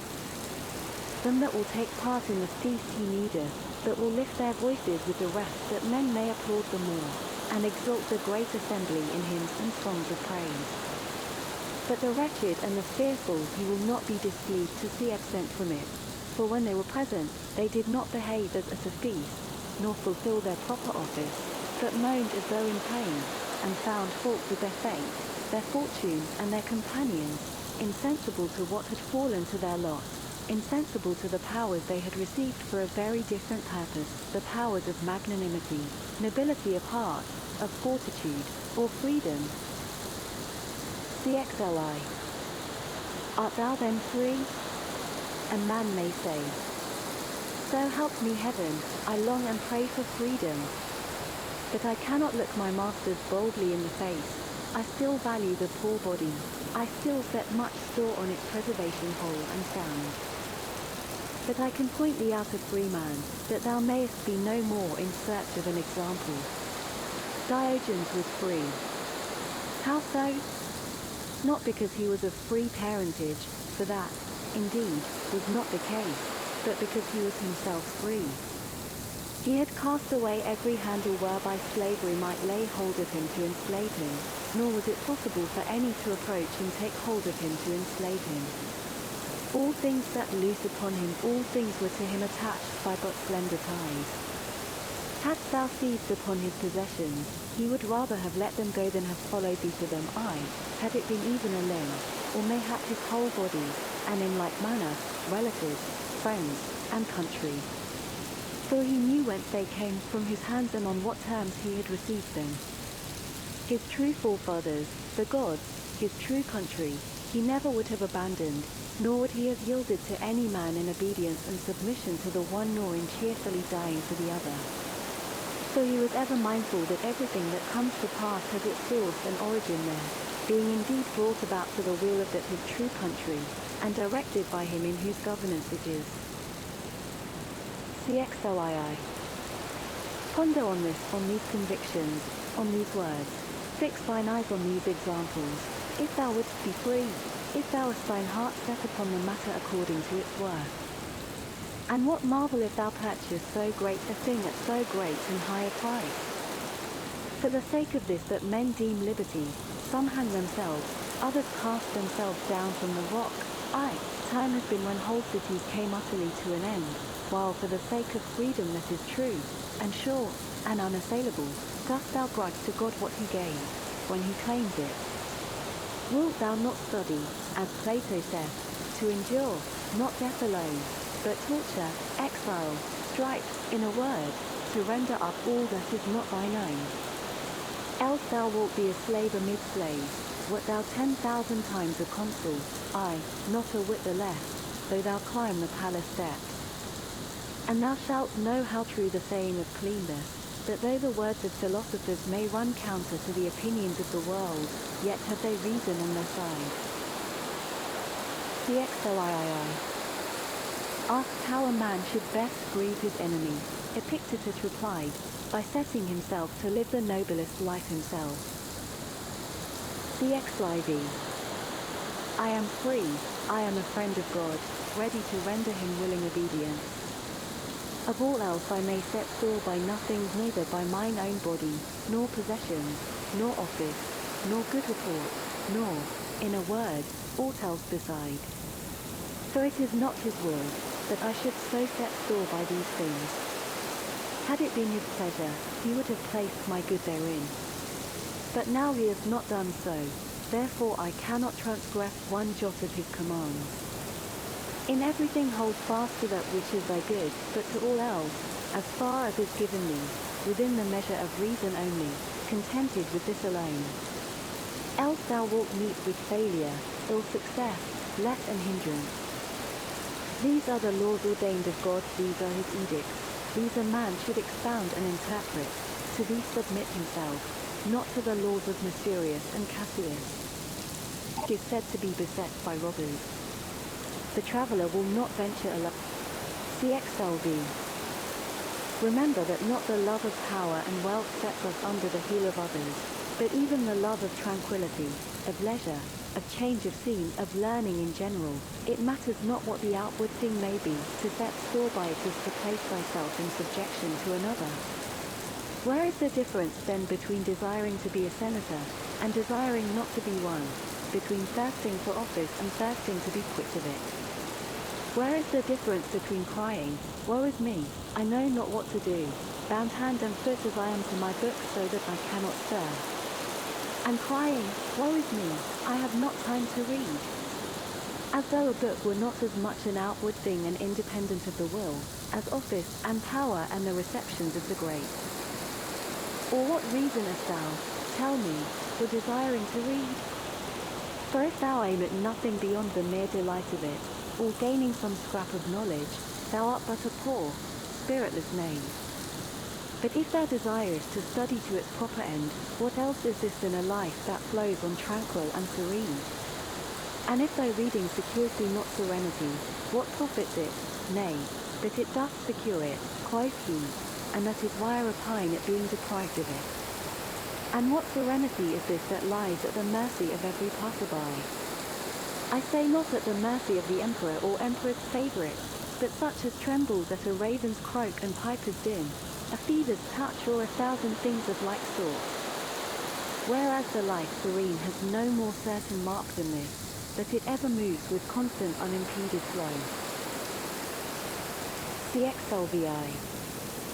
If thou hast put malice and evil speaking from thee, altogether, or in some degree, if thou hast put away from thee rashness, foulness of tongue, intemperance, sluggishness, if thou art not moved by what once moved thee, or in like manner as thou once wert moved, then thou mayest celebrate a daily festival, today because thou hast done well in this manner, tomorrow in that. How much greater cause is here for offering sacrifice, than if a man should become consul or prefect? CXLVII.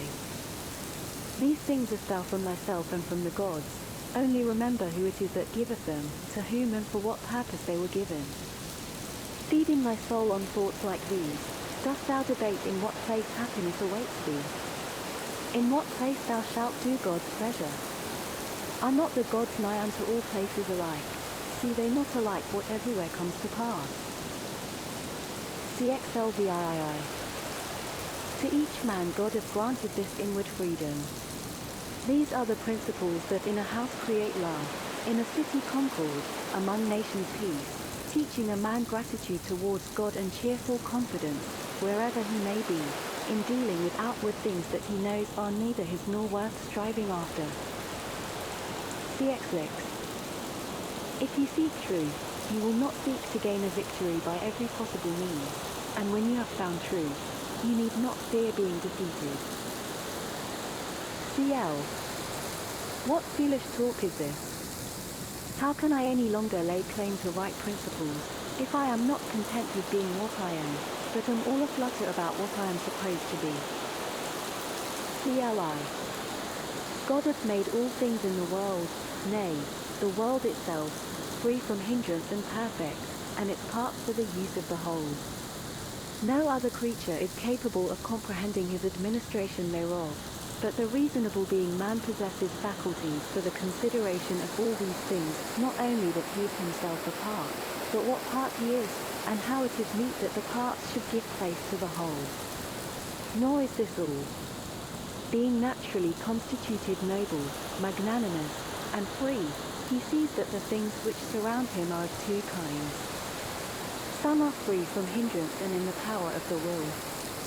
Others are subject to hindrance, and depend on the will of other men. If then he place his own good, his own best interest, only in that which is free from hindrance and in his power, he will be free, tranquil, happy, unharmed, noble-hearted, and pious, giving thanks to all things unto God, finding fault with nothing that comes to pass, laying no charge against anything. Whereas if he places good in outward things, depending not on the will, he must perforce be subject to hindrance and restraint, the slave of those that have power over the things he desires and fears. He must perforce be impious, as deeming himself injured at the hands of God. He must be unjust, as ever prone to claim more than his due. He must perforce be of a mean and abject spirit. CLII. Whom then shall I fear? The lords of the bedchamber, lest they should shut me out. If they find me desirous of entering in, let them shut me out, if they will. Then why comest thou to the door? Because I think it meet and right, so long as the play lasts, to take part therein. In what sense art thou then shut out? Because, unless I am admitted, it is not my will to enter. On the contrary, my will is simply that which comes to pass. For I esteem what God wills better than what I will. To him will I cleave as his minister and attendant, having the same movements, the same desires, in a word the same will of thee. There is no such thing as being shut out for me, but only for them that would force their way in. CLIII. But what says Socrates? One man finds pleasure in improving his land, another his horses. My pleasure lies in seeing that I myself grow better day by day. Cliff. The dress is suited to the craft. The craftsman takes his name from the craft, not from the dress. For this reason Euphrates was right in saying, I long endeavored to conceal my following the philosophic life, and this profited me much. In the first place, I knew that what I did aright, I did not for the sake of lookers on, but for my own. I ate aright unto myself, I kept the even tenor of my walk, my glance composed and serene, all unto myself and unto God. Then as I fought alone, I was alone in peril. If I did anything amiss or shameful, the cause of philosophy was not in me endangered, nor did I wrong the multitude by transgressing as a professed philosopher.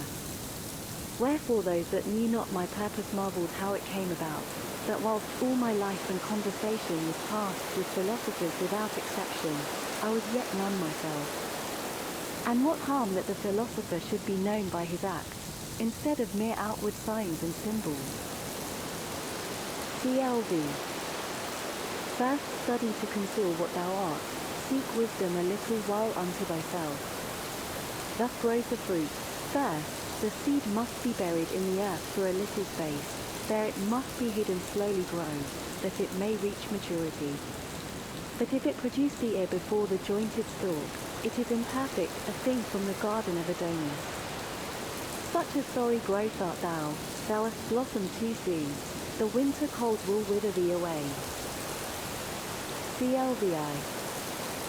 First of all, condemn the life thou art now leading, but when thou hast condemned it, do not despair of thyself, be not like them of mean spirit, who once they have yielded, abandon themselves entirely and as it were allow the torrent to sweep them away. No, learn what the wrestling masters do. Has the boy fallen? Rise, they say, wrestle again, till thy strength come to thee. Even thus should it be with thee. For know that there is nothing more tractable than the human soul. It needs but to will, and the thing is done, the soul is set upon the right path, as on the contrary it needs but to nod over the task, and all is lost. For ruin and recovery alike are from within. CLVII. It is the critical moment that shows the man. So when the crisis is upon you, remember that God, like a trainer of wrestlers, has matched you with a rough and stalwart antagonist dog, to what end, you ask? That you may prove the victor at the great games. Yet without toil and sweat this may not be. CLVII. If thou wouldst make progress, be content to seem foolish and void of understanding with respect to outward things. Care not to be thought to know anything. If any should make account of thee, distrust thyself. Click. Remember that in life thou shouldst order thy conduct as at a banquet. Has any dish that is being served reached thee? Stretch forth thy hand and help thyself modestly. Doth it pass thee by? Seek not to detain it. Has it not yet come? Send not forth thy desire to meet it, but wait until it reaches thee. Deal thus with children, thus with wife, thus with office, thus with wealth, and one day thou wilt be meet to share the banquets of the gods. But if thou dost not so much as touch that which is placed before thee, but despisest it, then shalt thou not only share the banquets of the gods, but their empire also. CLX. Remember that thou art an actor in a play, and of such sort as the author chooses, whether long or short. If it be his good pleasure to assign thee the part of a beggar, a ruler, or a simple citizen, thine it is to play it fitly. For thy business is to act the part assigned thee, well, to choose it is another's. CLXI. Keep death and exile daily before thine eyes, with all else that men deem terrible, but more especially death. Then wilt thou never think a mean no, nor covet anything beyond measure. CLXII. As a mark is not set up in order to be missed, so neither is such a thing as natural evil produced in the world. CLXII. Piety toward the gods, to be sure, consists chiefly in thinking rightly concerning them, that they are, and that they govern the universe with goodness and justice, and that thou thyself art appointed to obey them, and to submit under all circumstances that arise, acquiescing cheerfully in whatever may happen, sure it is brought to pass and accomplished by the most perfect understanding. Thus thou wilt never find fault with the gods, nor charge them with neglecting thee. Flexive. Lose no time in setting before you a certain stamp of character and behavior both when by yourself and in company with others. Let silence be your general rule, or say only what is necessary and in few words. We shall, however, when occasion demands, enter into discourse sparingly, avoiding common topics as gladiators, horse races, athletes, and the perpetual talk about food and drink. Above all, avoid speaking of persons, either in way of praise or blame, or comparison. If you can, win over the conversation of your company to what it should be by your own. But if you find yourself cut off without escape among strangers and aliens, be silent. CLXV. Laughter should not be much, nor frequent, nor unrestrained. CLXVI. Refuse altogether to take an oath if you can, if not, as far as may be. CLXVII. Banquets of the unlearned and of them that are without, avoid. But if you have occasion to take part in them, let not your attention be relaxed for a moment, lest you slip after all into evil ways.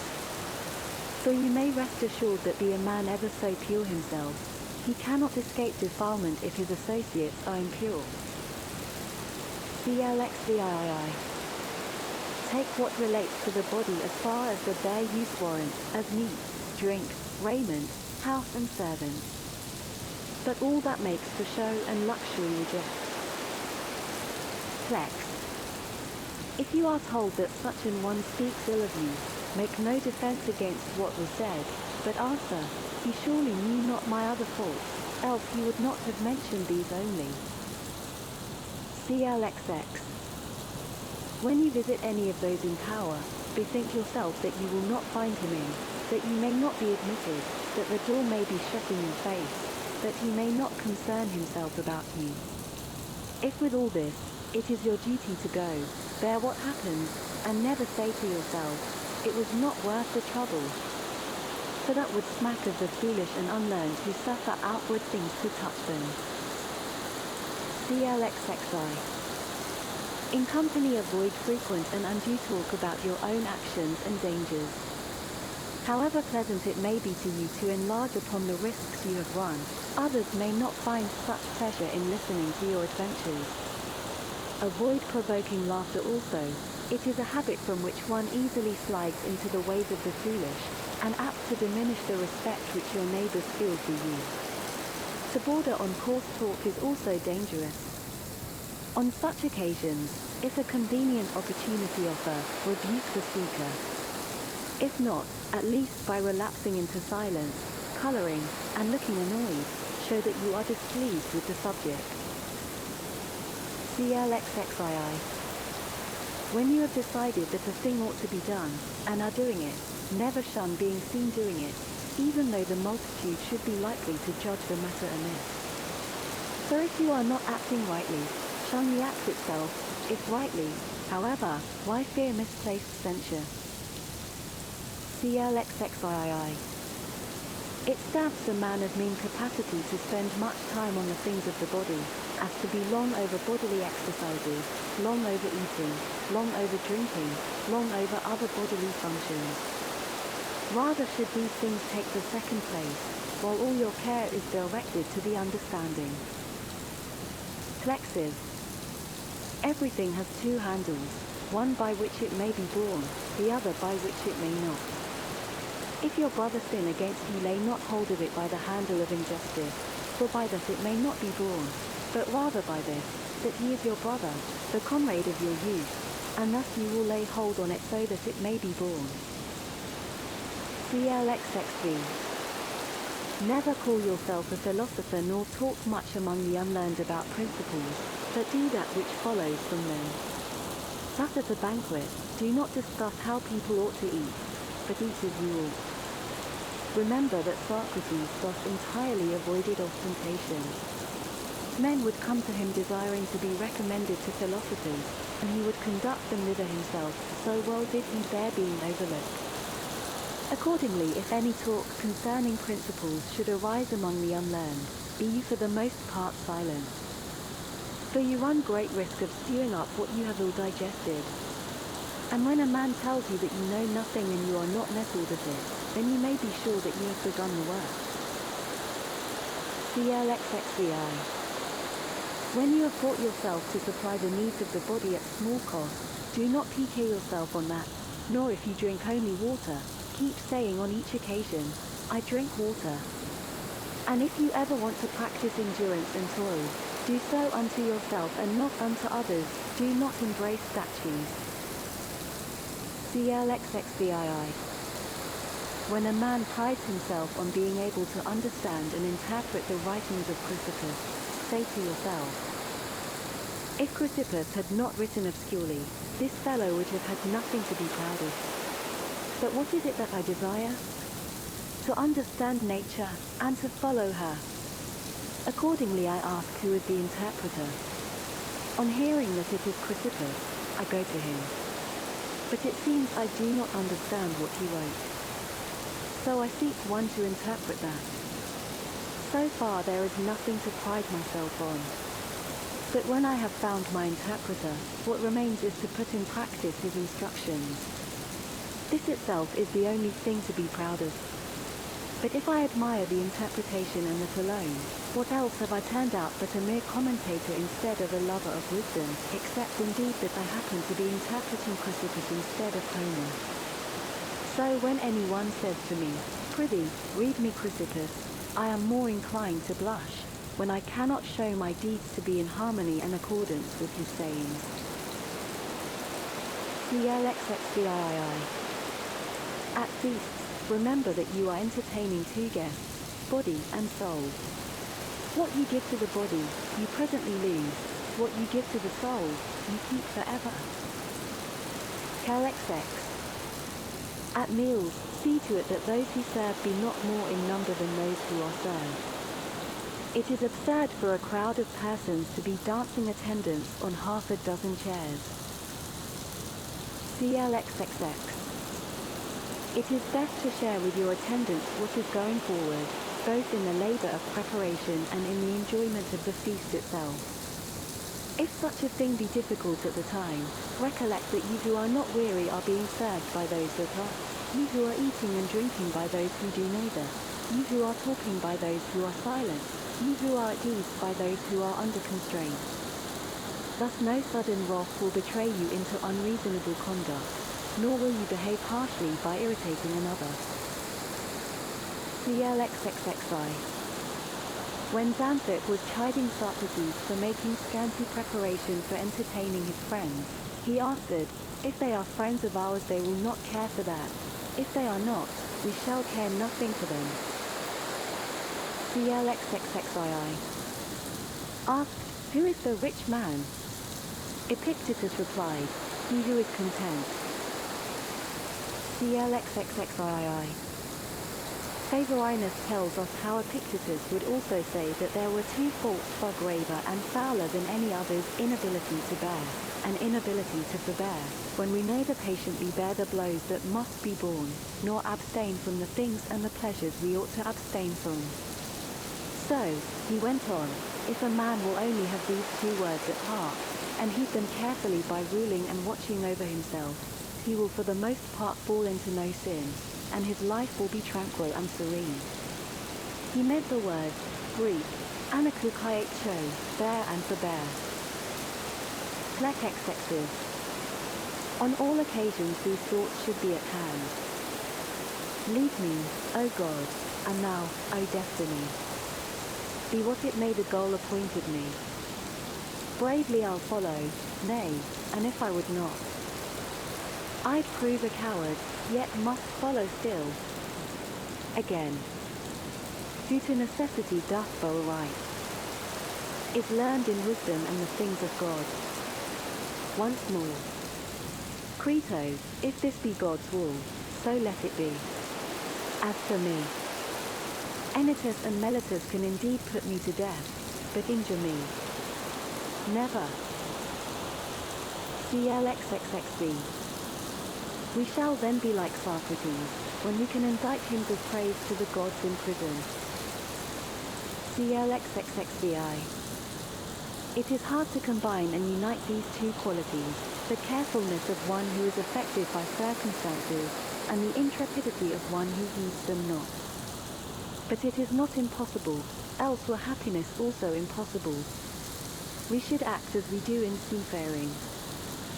What can I do? Choose the master, the crew, the day, the opportunity. Then comes a sudden storm. What matters it to me? My part has been fully done. The matter is in the hands of another, the master of the ship. The ship is foundering. What then have I to do? I do the only thing that remains to me, to be drowned without fear, without a cry, without upbraiding God, but knowing that what has been born must likewise perish. So I am not eternity, but a human being, a part of the whole, as an hour is part of the day. I must come like the hour, and like the hour must pass. CLXXXVII. And now we are sending you to Rome to spy out the land, but none send a coward as such a spy, that, if he hear but a noise and see a shadow moving anywhere, loses his wits and comes flying to say, the enemy are upon us. So if you go now, and come and tell us, everything at Rome is terrible, death is terrible, exile is terrible, slander is terrible, want is terrible, fly, comrades. The enemy are upon us. We shall reply, get you gone, and prophesy to yourself. We have but erred in sending such a spy as you. Diogenes, who was sent as a spy long before you, brought us back another report than this. He says that death is no evil, for it need not even bring shame with it. He says that fame is but the empty noise of madmen. And what report did this spy bring us of pain? What of pleasure? What of want?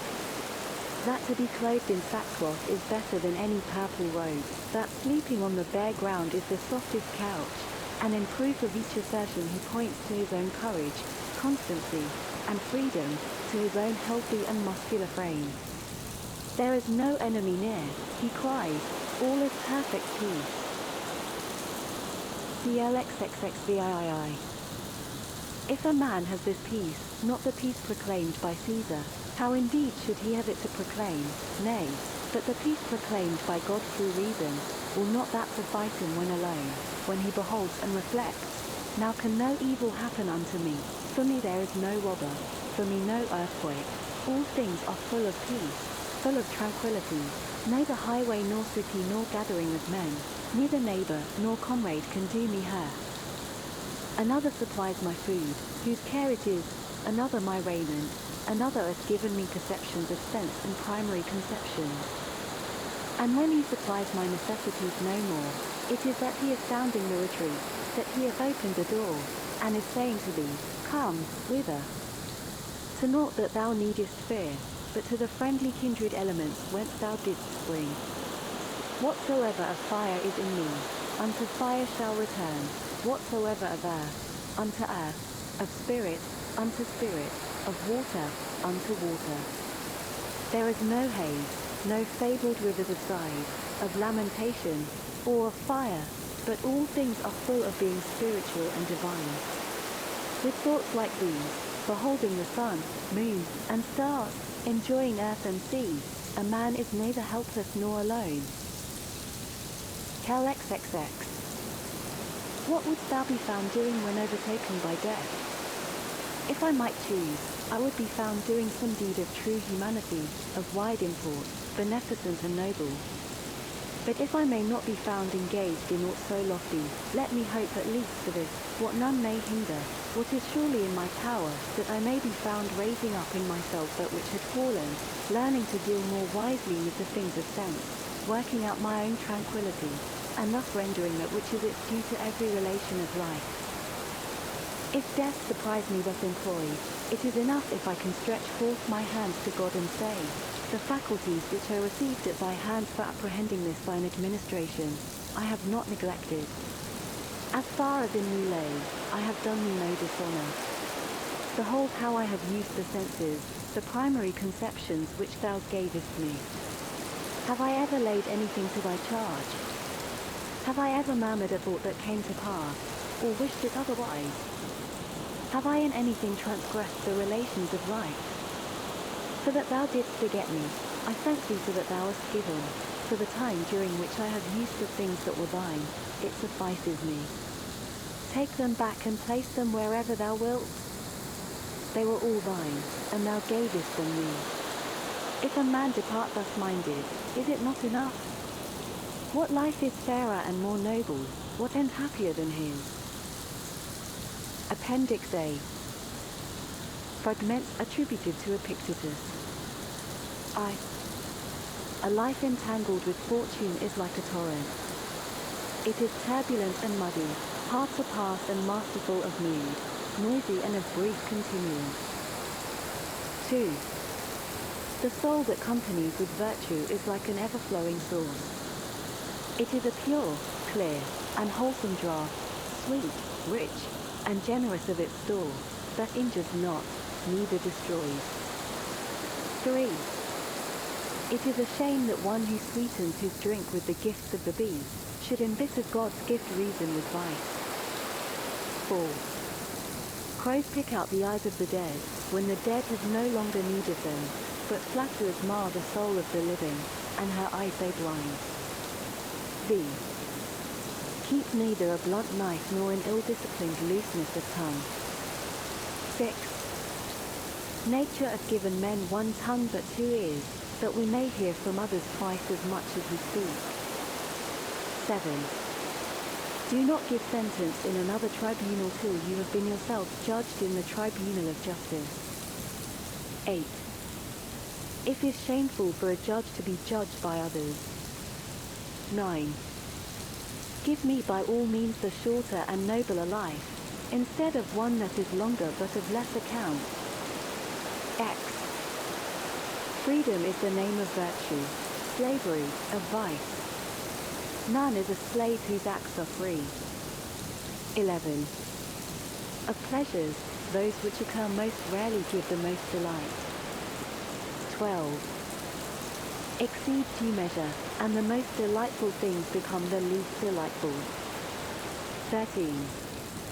The anger of an ape, the threat of a flatterer, these deserve equal regard. 14. Chastise thy passions that they avenge not themselves upon thee. 15. No man is free who is not master of himself. 16. A ship should not ride on a single anchor, nor life on a single hope. 17. Fortify thyself with contentment, that is an impregnable stronghold. 18. No man who is a lover of money, of pleasure, of glory, is likewise a lover of men, but only he that is a lover of whatsoever things are fair and good. 19. Think of God more often than thou breathest. 20. Choose the life that is noblest, for custom can make it sweet to thee. XXI. Let thy speech of God be renewed day by day, rather than thy meat and drink. XXII. Even as the sun doth not wait for prayers and incantations to rise, but shines forth and is welcomed by all, so thou also wait not for clapping of hands and shouts and praise to do thy duty. Nay, do good of thine own accord, and thou wilt be loved like the sun. 23. Let no man think that he is loved by any who loveth none. Xi. If thou rememberest that God standeth by to behold and visit all that thou doest, whether in the body or in the soul, thou surely wilt not err in any prayer or deed, and thou shalt have God to dwell with thee. Note. Schweighöser's Great Edition collects 181 fragments attributed to Epictetus, of which but a few are certainly genuine. Some, as cited above, bear the stamp of Pythagorean origin. Others, though changed in form, may well be based upon Epictetean sayings. Most have been preserved in the anthology of John of Stobaeus, a Byzantine collector, of whom scarcely anything is known but that he probably wrote towards the end of the 5th century, and made his vast body of extracts from more than 500 authors for his son's use. The best examination of the authenticity of the fragments is Questiones Epictetiae, by Asmus, 1888. The above selection includes some of doubtful origin but intrinsic interest. Crossley. Appendix B. The Hymn of Cleanness. Chiefest glory of deathless God, almighty forever. Sovereign of nature that ruleth by law, what name shall we give thee? Blessed be thou, for on thee should call all things that are mortal. For that we are thine offspring, nay, all that in myriad motion lies for its day on the earth bears one impressed by likeness upon it. Wherefore my song is of thee, and I hymn thy power forever. Lo, the vast orb of the world, round the earth evermore as it rolleth, feels thee its ruler and guide, and owns thy lordship rejoicing. I, for thy conquering hands have a servant of living fire. Sharp is the bolt, where it falls, nature shrinks at the shock, and doth shudder. Thus thou directest the word universal that pulses through all things, mingling its life with lights that are great and lights that are lesser. E'en as the sea met its birth, high king through ages unending. Naught is done that is done without thee in the earth or the waters, or in the heights of heaven, save the deed of the fool and the sinner. Thou canst make rough things smooth, at thy voice, low, jarring. Disorder moveth to music, and love is born where hatred abounded. Thus hast thou fitted alike things good and things evil together, that over all might reign one reason, supreme and eternal.